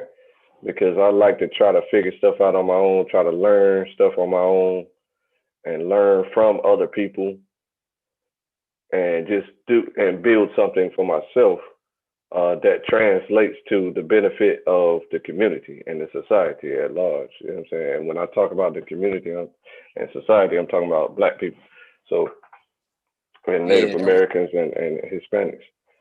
Hey, so give me what is a Native American? Because you know, bro, I gotta try to push myself out of my comfort zone and start reaching out more. Right. You know what I'm saying? Because I can't expect people to reach out to me. You know what I mean? No, you know, so much going on now, bro. You know how that go, bro. You know how that go. For real, man. It be like that. And I have to remind myself that too, to check on people. It's this old school brother. He about here in his 40s and shit. He like 47 or whatever. And he know everybody. You know what I'm saying?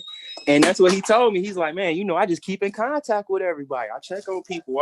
I stop at people's crib when I know that, you know, I ain't got nothing to do. I just stop over there for about 15 minutes or whatever, just to say what's up and hi and everything. You know, he from the South. You know, y'all, that's one thing I love about the South. Y'all do stick together. You know what I'm saying? On some real shit. And y'all, you know, y'all check on y'all people and shit, man. Us up here in the North in the city, man, I got so much shit going on, man. I ride past my grandma's crib. Right. Bogus as hell, G. You know what I'm saying? You right there. Yeah, they don't take a second to hit that break and go in and give grandma a hug. Something. That's all she want. You know what I'm saying? And we need so to do that's that. A superpower right there. That networking ability right there that man got is a superpower. So you just got to practice that. So I'm finna start practicing that a lot more often. Start reaching out to my peoples a lot more often. You know what I'm saying? Because I be feeling like I'm moving so solid, right? That I'm not gonna run into no problems. Because everybody always calls me when they have a problem. You know what I'm saying? So they call me, I gotta come in and clean shit up for people. You understand? But when I'm in a real problem, I ain't got nobody to turn to. Right. You know what I'm saying? Except for you and a bunch of other people. But you know what I mean? There's that's not an exception. I don't even know why I'm talking kind of down about that. But hey, you a leader, bro. You know what I'm saying? Leaders got qualities and leaders got responsibility. You know what I'm saying? And that responsibility might be motherfuckers asking you all the goddamn time. You know what I'm saying? It is what it is. You dig? But you know, just don't let nobody take advantage of you, but always be willing to help somebody, man. That aid and assistance is important to us, bro.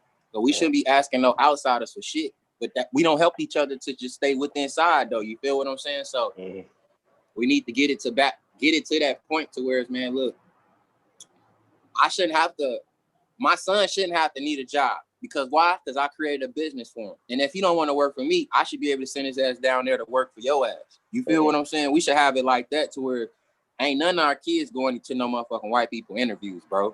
Right. You feel what I'm saying? Thanks. I don't give a fuck what you want to do. You want to do this? I got a partner that do that shit. I'm about to send your ass out there for about 3-6 months or whatever. Make sure you hit me up. Yeah. Hit your ass. Hey, bro. We had an Israelite brother, an Old Testament Israelite brother from Chicago that came down here and linked up with me. You know what I mean? I don't know if he was scouting me or whatever, looking at me or whatever, but you know, he found out real quick, real fast, the money. I'm gonna get you the money. Don't worry about that. You know what I'm saying? We went over there, painted a few houses, and he was stacked up. And then he went over there and he moved to Raleigh because you know what I mean. You know, Chicagoans got all the game for the women. So he stayed up with a new girl every week while he was down here. He was down here like 3-6 months. And I was like, Hey, oh, man, this motherfucker hey, got that's this what. going Hey, on. when you was telling me the story about bro, and you said that old girl on the buses, I was like, boy, let my Chicago ass come down there, boy. I put the work in. That's why my Cali homegirl. She came over here to this chocolate town, like she from a white town. You feel me? But she Mexican, Right.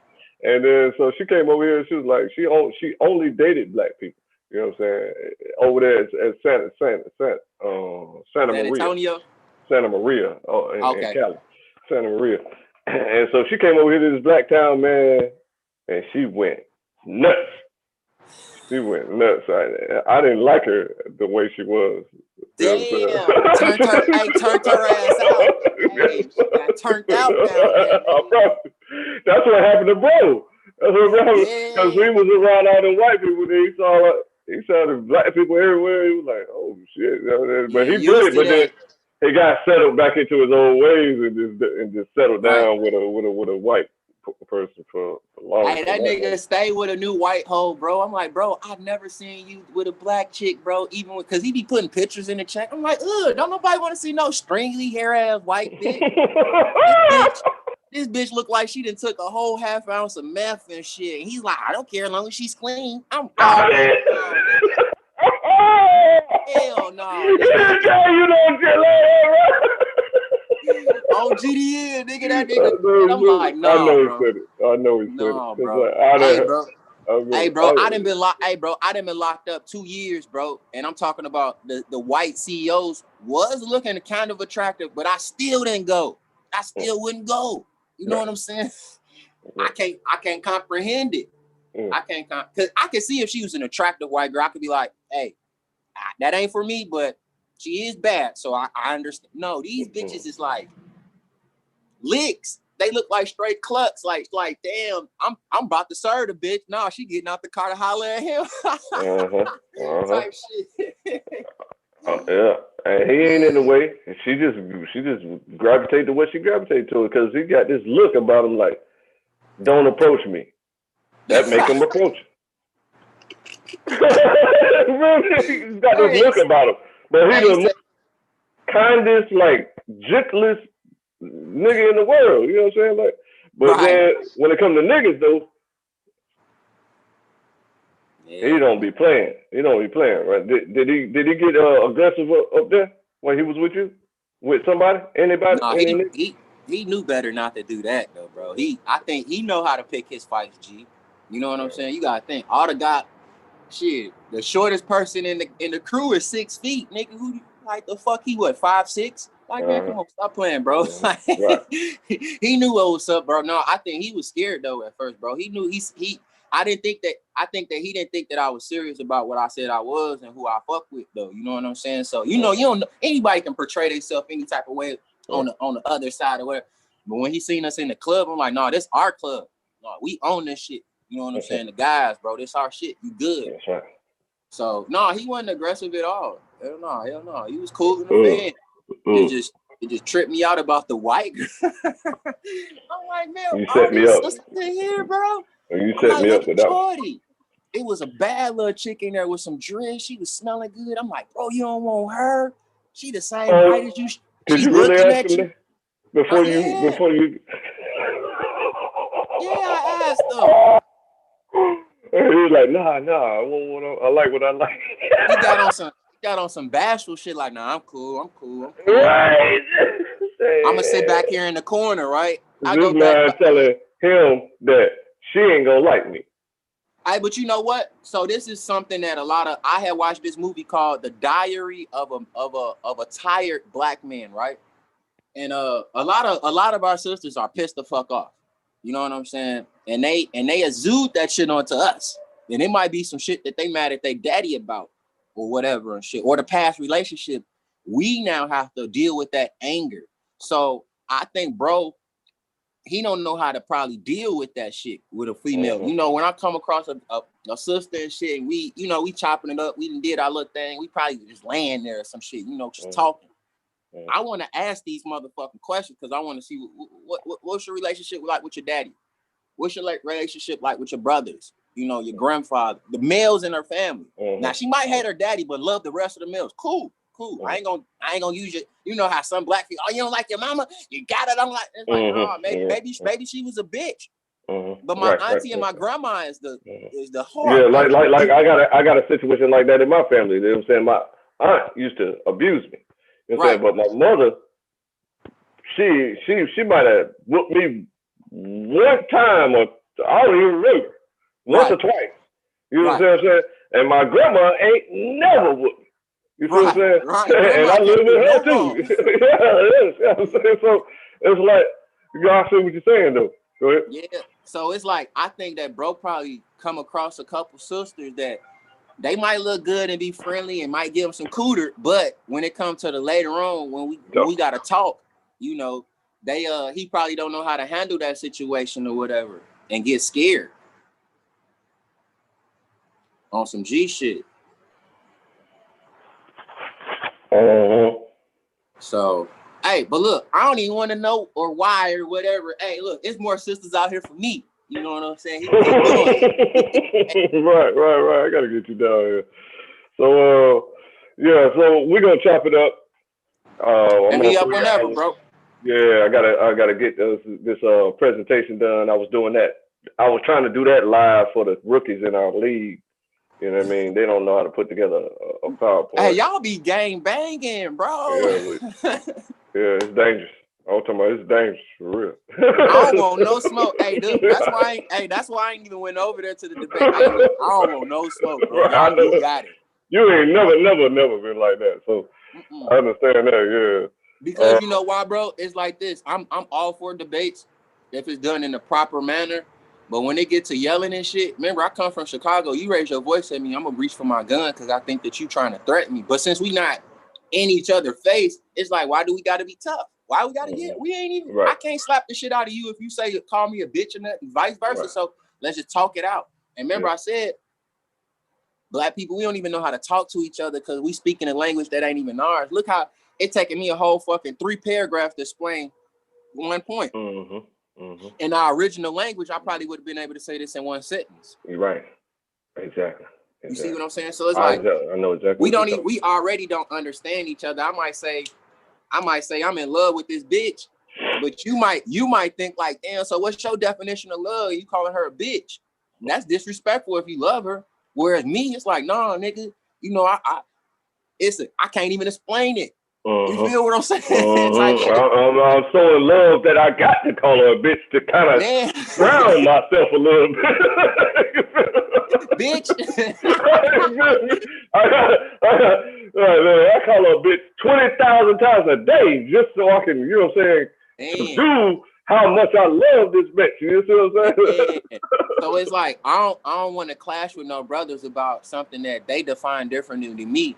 And it's okay for them to think different. So it's like, I think the debate lead is important. Like you said, it does help us sharpen steel. So when we do come across. For me, it teaches me how to express what I'm trying to get across in the most direct manner.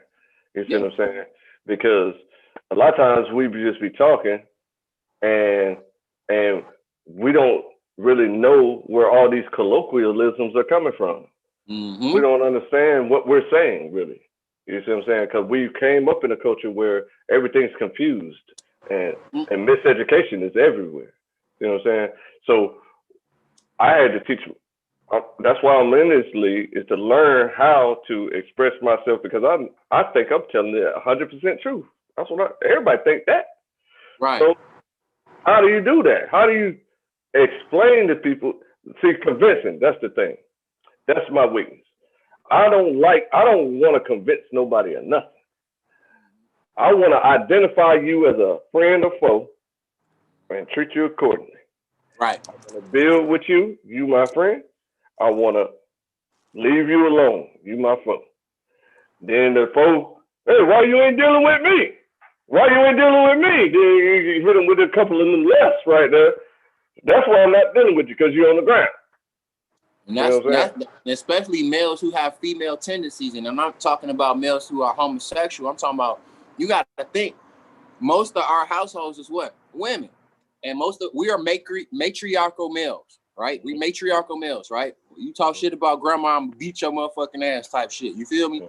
But it's like a lot of us take that tendency and we take that shit to the streets when we come across other males, and it's like, this how niggas get slapped, this how niggas get shot, this how niggas that's where the drama come from, because now you taking your female ass mama tendencies and you trying to bring it over here to a group of males where we have a wolf pack mentality.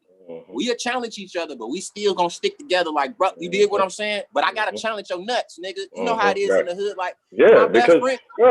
Because if you fold in the drama, why we need you around us? I can't have you on my side. I want the strongest niggas on my side. It's always gonna be drama around everywhere. You see what I'm saying? So you gonna, man. Nah, I think we shouldn't be talking like that. We shouldn't be doing like that. Nigga, nigga. Hey, look, my best friend to this day. My best friend to this day. The first day we met each other, we boxed. We didn't get that shit off our. We was too strong. You dig? I asked, hey, bro, I can see that right there. He no. Man, bro, you ain't have to say no like that, you bitch ass. And then we got the fight. Hey, afterwards, straight to the point. Let's get straight to it, nigga. Yeah, let's get straight to it. Hey, but after the fight, bro, it was so this how I knew that was my nigga for real. From that day, I'm talking about. As soon as we got through fighting, we sitting there huffing and puffing, right? We like, you want to go get a blunt, nigga? We like, hell yeah. This my nigga though. This my nigga though. This my nigga though. I'm talking about love is different in the man's world. That's what I be trying to tell these ladies out here. You know what I'm saying? You kind of a little too animated, you know what I mean? And the way men can't do that. Yeah, we go straight to it. We get straight to it. Yeah, you know? I ain't with all these females talking. I'm not gonna say ladies don't talk to males like a male. You feel what I'm saying? Exactly. Right. I'm infatuated with ladies. But bitches and hoes, I like them. I like to fuck them, but I would treat they life. But ladies, I love ladies. They can get anything from me. A real lady, man, hey, I'll be a trick all day, baby. You want to go get something to eat? You want me to take it? Don't have no sundress on, baby. Hey. I promise you. I mean, I can't get over them. I mean, they just immaculate, bro. I'm talking about they so feminine, they so sweet, they so loving, they train their mouth right. Yep. And it's this stereotype that there's no more black females like that, and that's a fucking lie. You know what I'm saying? Right. It's a lot of. That's why I need to move to a big city. As a matter of fact, you said it's the opposite up there. But how about, have you ever ran across any virgins in the 20s and 30s? Yeah. What? Yeah. You have constantly seen them. How did you find out that they were virgins? Shit, they tell me. You know, most of them. Yeah, most of them aren't from here. Let's get that straight. They're either from another country, like Somalia or some shit like that. Okay. But yeah, I have came across a lot of virgins. But you know what? The story they tell me, they be like, well, I liked the boy in high school, and my friend, she liked to date older niggas in high school, and she ended up contacting AIDS, so that scared the shit out of me. I'm like, oh, that was scared the shit out of me too. You know, so it's like, you know, big cities, you know, it's big STDs too. So you got to be real cautious on who you fuck with. I'm not gonna lie, I'm not out here. They got AIDS remix. I do not want to wake up my dick looking like a sponge or none of that shit. You feel me? So it's like you got to be real cautious and shit. So it's like, yes, I have came across 28. You still be fucking around? Huh? You still be fucking around? What you mean? Oh, as far as the females and shit? Nah, man, bro. I'm on some Nah, you been married for like 15 years or something like that. You said what? You've been married for like 15 years or something, right? Oh no, man. Me and her separated, bro. You kidding? Yeah, we've been separated for almost about 4 or 5 years now, bro. It don't even seem like it's that long. No, it's been about 3 going on 4 years, yo. Okay. Damn. Oh, you talking about, so that's why you moved to Cincinnati? Well, y'all separated? We separated, and hell yeah, it's better opportunity and shit. It's more jobs. And then, like I say, I ain't working right now, so it's like I'm back and forth. I do whatever. I'm wherever the fuck I want to be now. You know what I'm saying? But yeah, that situation. And then look, let me talk about that. Right, for the brothers who say that, hey, I want to get a bitch from another country. No, I don't give a fuck if you want to stay in the black realm. Let's just say with black females. We ain't gonna say Brazil and all the beautiful, the Dominican. Let's keep it with the beautiful sisters, right? The shiny black ones, right? So we gonna keep it in Jamaica, the islands, and Africa, right? We don't got the same fucking culture, bro. I'm from the south side of Chicago. My people do come from Trinidad, Tobago, but I don't consider myself a true Trini. You know what I'm saying? I don't speak patois. I don't say Yagwan, and I don't. That's not my culture. When I come out the crib, I say gang, gang. What's up, folks? You dig what I'm saying? It is what it is. So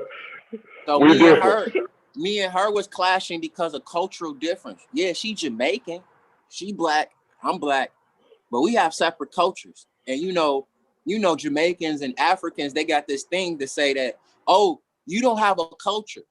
And it's like culture, I'm quick with the definition. You don't even fucking know the definition of culture. And the reason that your dirty feet people are here is because of my culture fought for you to be here. That started a whole different argument now. So it's like we was clashing on cultural differences and shit. And I ain't have a problem with her teaching my son patois and shit. That's cool. But I had to tell her, like, won't you teach him Spanish? Won't you teach him something that he could put on his resume? Ain't no motherfucking white people out here hiring. Ain't no white people hiring nobody to use no fucking patois. You dig what I'm saying? And she ain't understand that. I'm like, teach him Spanish. Spanish, teach him Spanish so he could put that on his resume and be bilingual and get some extra bread. You feel what I'm saying? Now think about what you could have missed out on too now. Because everything is possible. So say he wanted to be an actor and they need a patois speaker.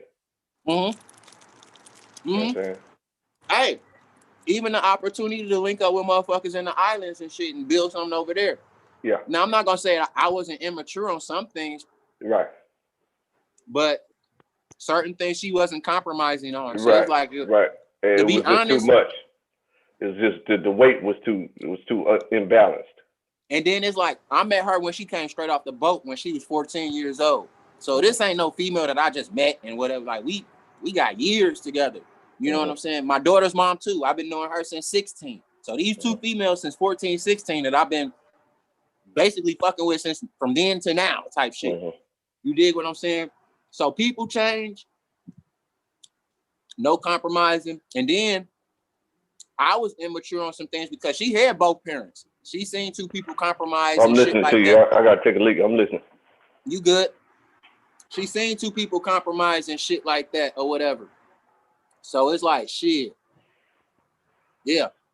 I was immature and she was uncompromising and shit. You know what I'm saying? So it is what it is. But yeah, that cultural difference and shit, a lot of males think that they can go outside the country and bring a female over here and everything gonna be good because she don't know nothing. Shit me. Once she get Americanized, nigga, oh, she's the same motherfucking thing. Yeah, she realized how free she is. Nigga. And they go crazy. Hey, what Eddie Murphy said in that one movie, what have you done for me lately? Like, hey, these spiteful ass old bitches and white women. How you think? Speaking of Eddie Murphy, how you think that new movie gonna be? The new Coming to America. Oh, I didn't know they coming out with a new one. Oh shit, they know that they're using Rick Afrofuturism Ross house. Rick Ross got like the biggest house in America or something, and they using his house as the home of the king, the residence of the king. Shit, that's like a palace or something. I'd rather them make that than a fucking hood movie. But I think it's some new young guys that's dealing with the new Coming to America. Let me see who them people is. And Coming to America 2. Yeah, I ain't even know they was doing that. Let's see who this is. Eddie Murphy. Still okay. So Eddie Murphy is in it, and all them other. And he played a bunch of other characters, so they all old too. And right. Wesley Snipes in the Joker. Let me see. I'm trying to figure Wesley Snipes gonna be in that bitch too. Yeah. Film series Coming to America. Hold on. Okay. There's the trailer right there. Nope, that's the old. Yeah, 2020. Okay. Figure out who in here.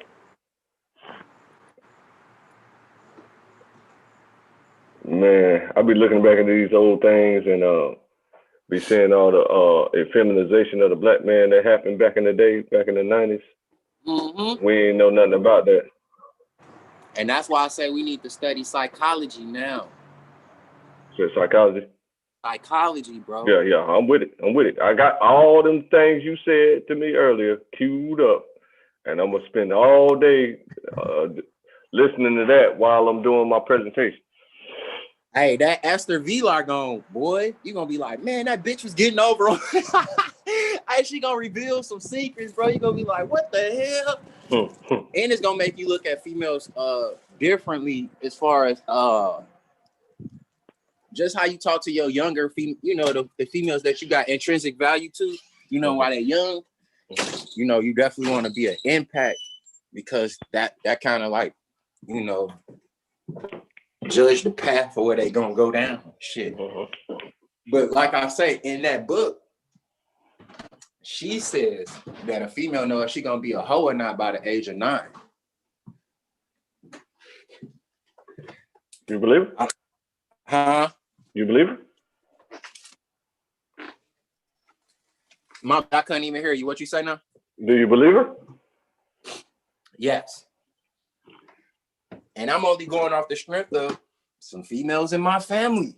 There's some young females in my family that I'm like, you can never play with my daughter. Where did she grow up at? Huh?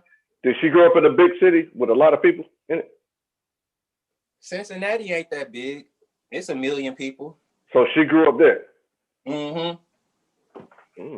But but we got a big family, so it's similar to us. Like, I'm gonna put it like this: in the part of Cincinnati that I'm in, every 6th person that I walk past is my family member. So we deep as fuck out here. So she got a big city mentality because there's so many of us. So she ain't shy like a motherfucker who would have just her mama, daddy, and maybe a grandma, a few cousins. No, she got everybody. So she outspoken and I love her. But her mama ain't shit. And you met the big homie. What's bro name? The Bone man. What's his name? Busy Bone. Wait, what? Who? What about Busy Bone? You met him? No, I ain't never meet him, but I'm gonna put it like, I have met him backstage on some rapping shit, but I ain't never get a chance to chop it up with him though. Right. Plug it all the way in. That's what I was wondering about. Here go a book. Hold on, let me show you. So this is a book as far as psychology that you need to go check out. Of mental domination. Got it. Ultimate Mark. Yeah. Got it. Yeah, by Dr. Ha Ha Long. And that's a good book as far as psychology. Another book by him is called Mental Domination. And that actually speaks on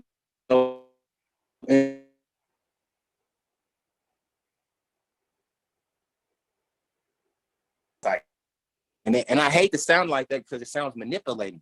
But our country manipulates the shit out of us, and we need to figure out a way to manipulate they motherfucking ass. Like you say, this reparation is here. They passing out money right now. We need to figure out a way. How can we be a group of?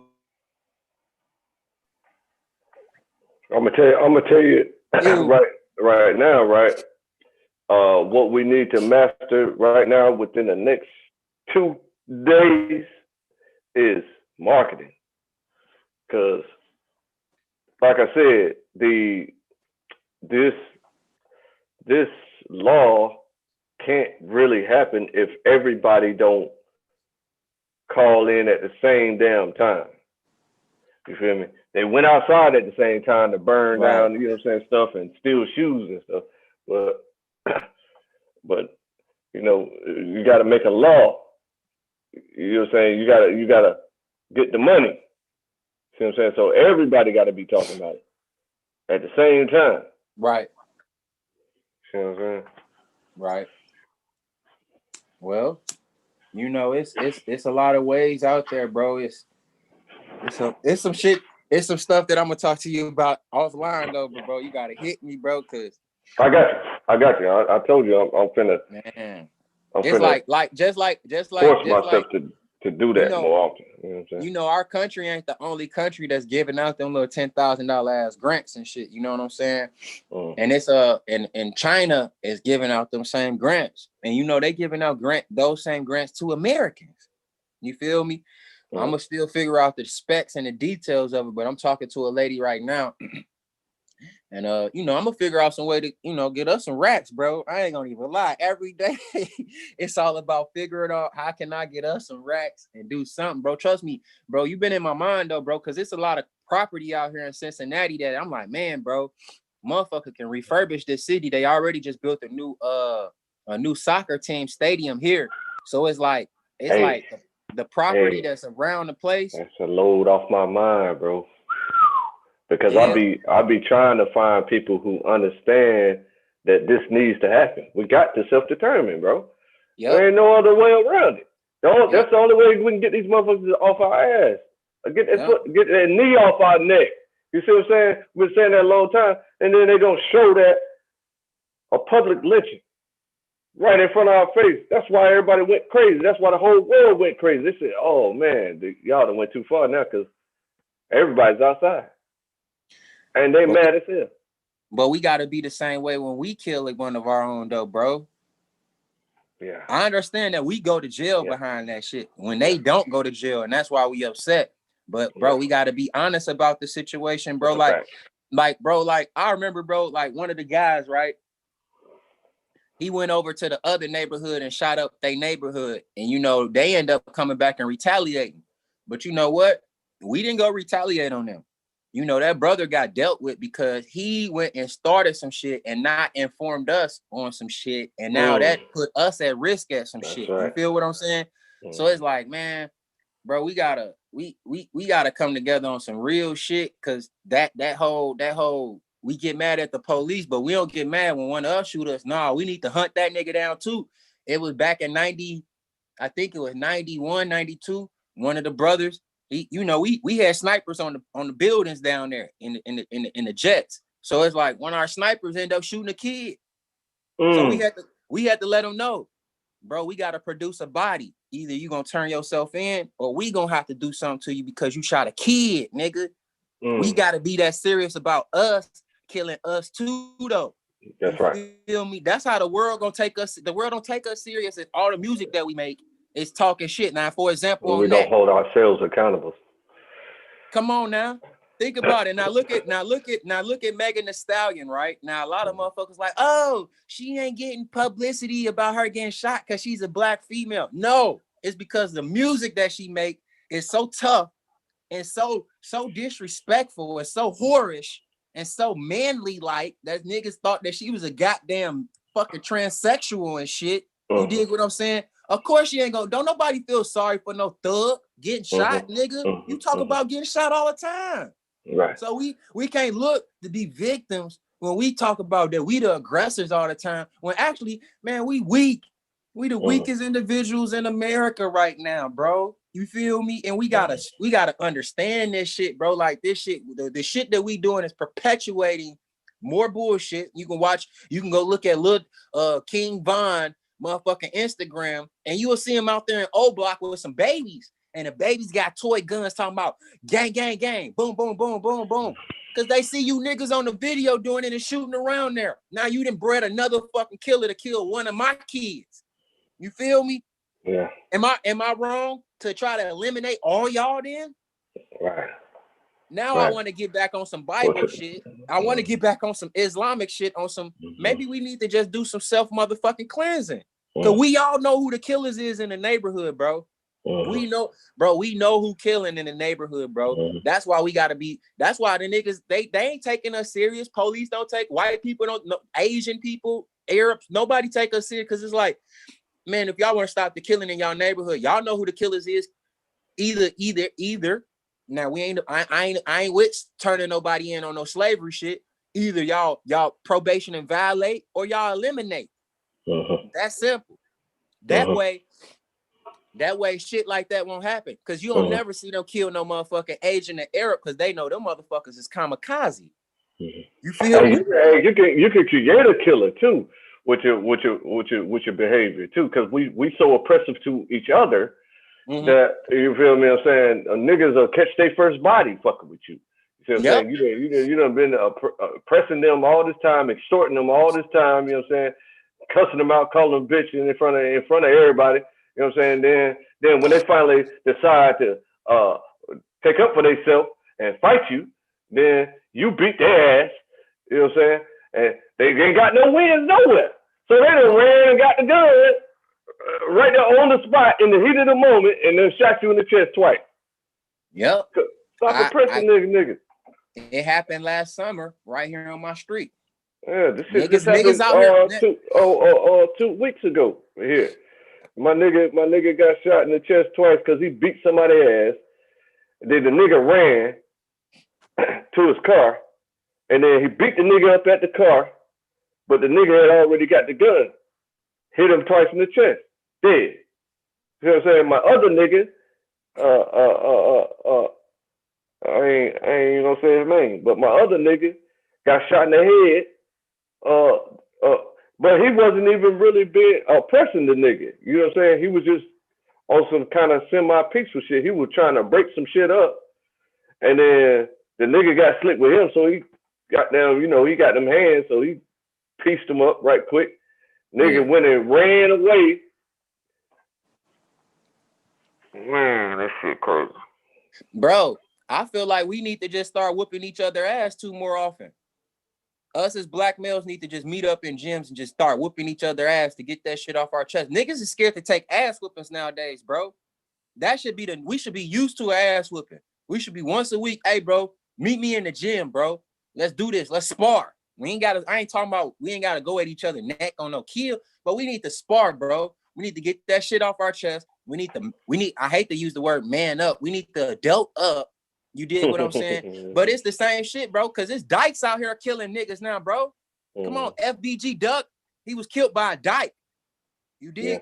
The nigga T Streets is similar to your brother's situation. It's like, bro was on the block shooting dice. Now, I ain't gonna lie, I ain't even like the nigga, but he ain't deserted. He was a real nigga, though. He was a real nigga. I can at least give him that respect that, bro, if I was out there, I wouldn't have let that shit go down like that. You feel me? And I don't even like him, but I definitely wouldn't have let shit go down like that. They out there shooting dice. Some females get to fighting in the parking lot. He, like you say, try to go break it up. Hey y'all, come on, baby, calm down. On some cool shit. Cool as hell. Hey, baby, calm down. You know, we out here shooting dice. You know, we out here selling and shit. We ain't trying to have no police out here. Gave them some money. Here go some money. Won't y'all go out to get y'all something to eat? But just get the fuck away from here with the bullshit, basically. It was a dyke bitch that took offense by that shit. She walked a whole hour away. Premeditated. Walked a whole hour away. Got her gun. Hopped in the car. Drove all the way back over here to the east side. And hopped out the car and like, what's up now, nigga? And shot that nigga one time in the motherfucking heart. Damn. You dig? And it's like, damn, we can't even have peacemakers in the hood. You feel what I'm saying? On some peaceful shit.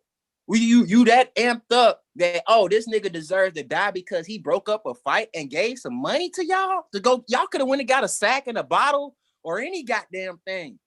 You did what I'm saying? He gave him like at least $100 to all of them. Now it's like, damn, it's like we can't be the aggressor, we can't be the peacemaker. What the fuck? We confused we like roaches, bro. Roaches. We need to be like ants. Right. On some G shit. Right. We straight anarchy. Every man for themselves, nigga. And I might backdoor you if you make too much money than me and don't share with me. Because that's what I think happened to FBG. I hate to say that. You know, they all growth and development. These my brothers, but we have internal problems too, though, bro. Just like all black organizations have internal problems, bro. You feel me? And that ain't cool to want that. I want for my brother what I want for my claims. I want for you what I want for myself, bro. You For feel me? sure. And I know that about you too.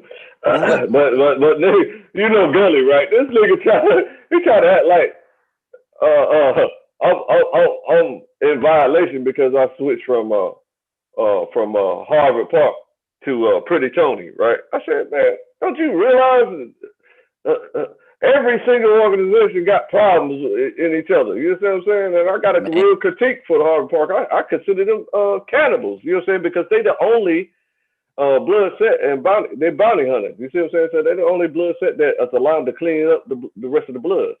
You feel me? So yeah. That's like the body snatcher foes in Chicago. And that's like the bogus boys as far as GDs. I fuck with that though. Yeah, I got you. I got the whole idea. The only one. Yeah. So they feel that power and then they tend to abuse it sometimes. You see what I'm saying? So they doggone called a green light on my little bro, my OG. And beat him up in prison. I said, what? He did what? You see what I'm saying? So, yeah, for nothing. So, like I said, man, you know, these people out here, they whacked out. They too power hungry and all this stuff. So, I had to go with, you know what I'm saying? We went over to Tony. Right. You know what I'm saying? Because he don't eat his own family. You feel me? So, but the thing about it is, you know, I love my brothers out there in New York, but they kind of confuse the organizations that was already going on before they got hip to that shit up there. You feel what I'm saying? Like GDs don't do GD like how they do GD in Chicago. Bloods do not do like Bloods do in LA. Or I fuck with the New Jersey now. New Jersey, they plug for real. I fuck with them. The Crips in New York, they it's like they took GD and Vice Lord and Blackstone literature and mixed it with Crip and Blood and created their own. I'm not against creating. We are creators. We do that. Yeah. It's the thing about it is don't try to mix some shit and then tell people from other places that they wrong and what they should do. Right. It's like, hold on. Right. This is how it's man, stop it, man. Like, bro, y'all just got hit to this shit in the 2000s, brother, bro. Like, come on. A house is made on a foundation. You got the roof. You see what I'm saying? So how you gonna take a sledgehammer to the foundation or put some fire on the foundation and watch the foundation burn and then not expect the rest of the house to burn? You got to strengthen the foundation. But hold on now. We got to take accountability though, bro. I'm going to take accountability. Yeah, because you got to still got to make adjustments. Hear me out on this. Adjustments is cool, but who do we learn this from though?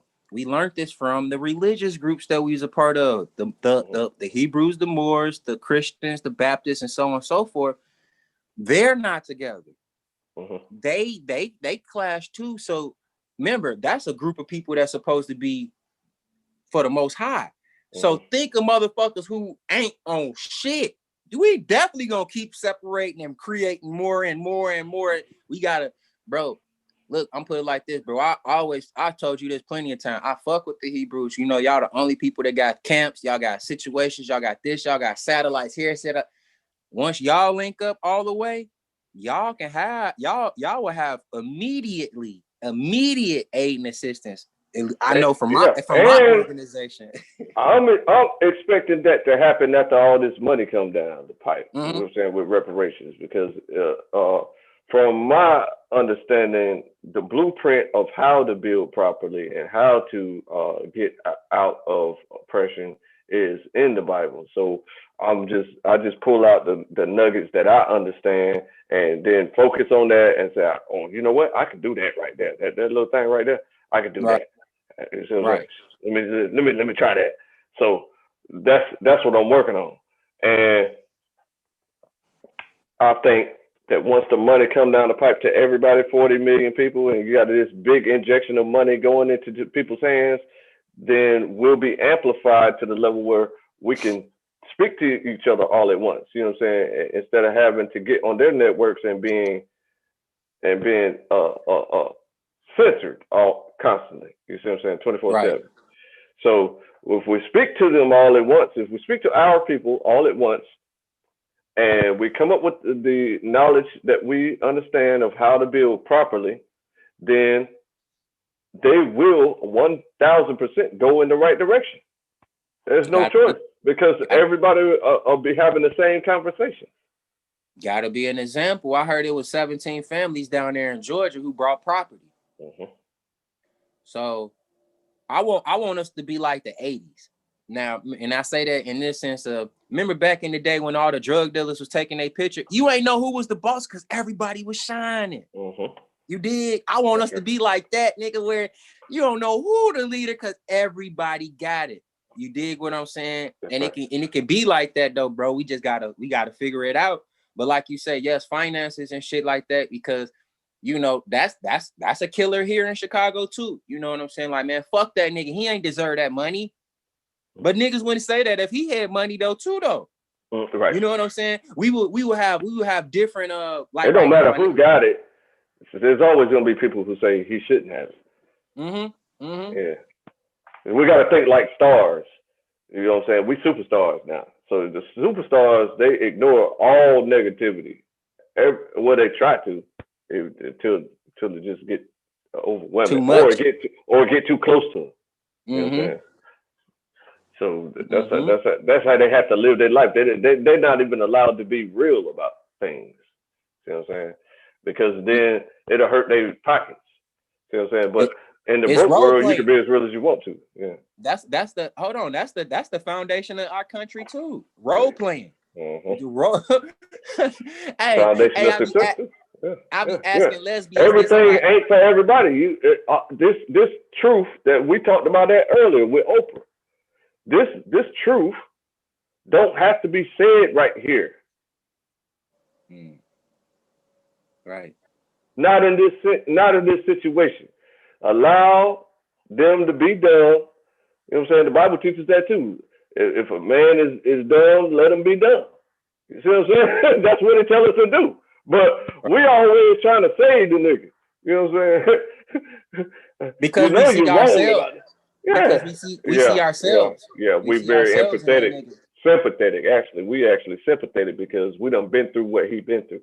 It's so like that judge. It's like that boy that went in, that white boy that went and shot up the church with 9 people and they brought him a motherfucking burger. Did you ever listen to the judge that when he spoke to the rest of the courtroom? He said we are basically he was identical with the boy because the boy probably looked like or then he on some. Hey, we should all think about what ugly ass dreads up there. He wouldn't have never said no motherfucking remorse and shit. You dig what I'm saying? So it's like, man, that's how they did the McDonald's wars when they came through Fayetteville. The McDonald's wars, they tried to make an example out of the dread heads. So the McDonald's brothers, they had dreads. I think they dead now. They got sentenced to death. I think they already killed them just that fast. You know, damn, when was this? In life on death row. The McDonald's brothers that killed Michael Jordan's father. They was riding through Fayetteville to get to New York, and got caught in Fayetteville, or caught in somewhere in North Carolina. They got caught up.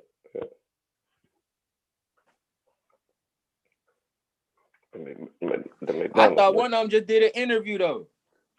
Oh, they so old, so they didn't kill him. Yeah, I think one did an interview on Vlad. Go look it up on Vlad TV. Yeah. Go look up Vlad TV and look up the Michael Jordan dude that killed Michael. He's still alive. They gave his ass life. You know what I'm saying? You know he might as well be dead. You dig what I'm saying? But yeah. So where did he do the interview from prison? Yeah. Yep. He did it over the phone. Yep. Shit. I gotta catch that. Hell yeah. Look up that shit. But yeah, we fuck up because we identify with our brothers and we don't want we all got that mentality. I want for myself what I want for my brother, and we see them struggle. We want to help out. You dig what I'm saying? But That's just the God in us, though. You feel me? Mm-hmm. On some G shit. Right. You know. You ever read the book Machiavelli? No. Yeah, it tell you don't be nice. And the main example they use is the crazy part. You should read that, put that in your pocket too. You never know what you might get out of it. This ain't the brother that I'm thinking about. It might be the other one, because wasn't it like two of them? No, yeah, it was two brothers that had dreads. This that guy? Yep, that's him. Oh, okay. That's one of them, rather. You're right, but he had dreads back in the day, right? I ain't even see a picture of him back in the day. That's what I'm trying to figure out. I might be thinking about the wrong people. It was just two brothers named McDonald, and this say Daniel Green. Yeah, that might be another case. Matter of fact, let me look that up. McDonald's brothers, so I can talk right. I don't like saying wrong shit. Brothers, murder. McDonald's brothers, murder. Brother of women killed at McDonald's. That's not what I'm looking for. And I don't even know why that was even funny. Yeah. Maurice McDonald died from a heart attack in Riverdale. No, that's not what I'm looking for. Well, I can't find it. But anyway, I got to get up out of here, man. Well, triple love.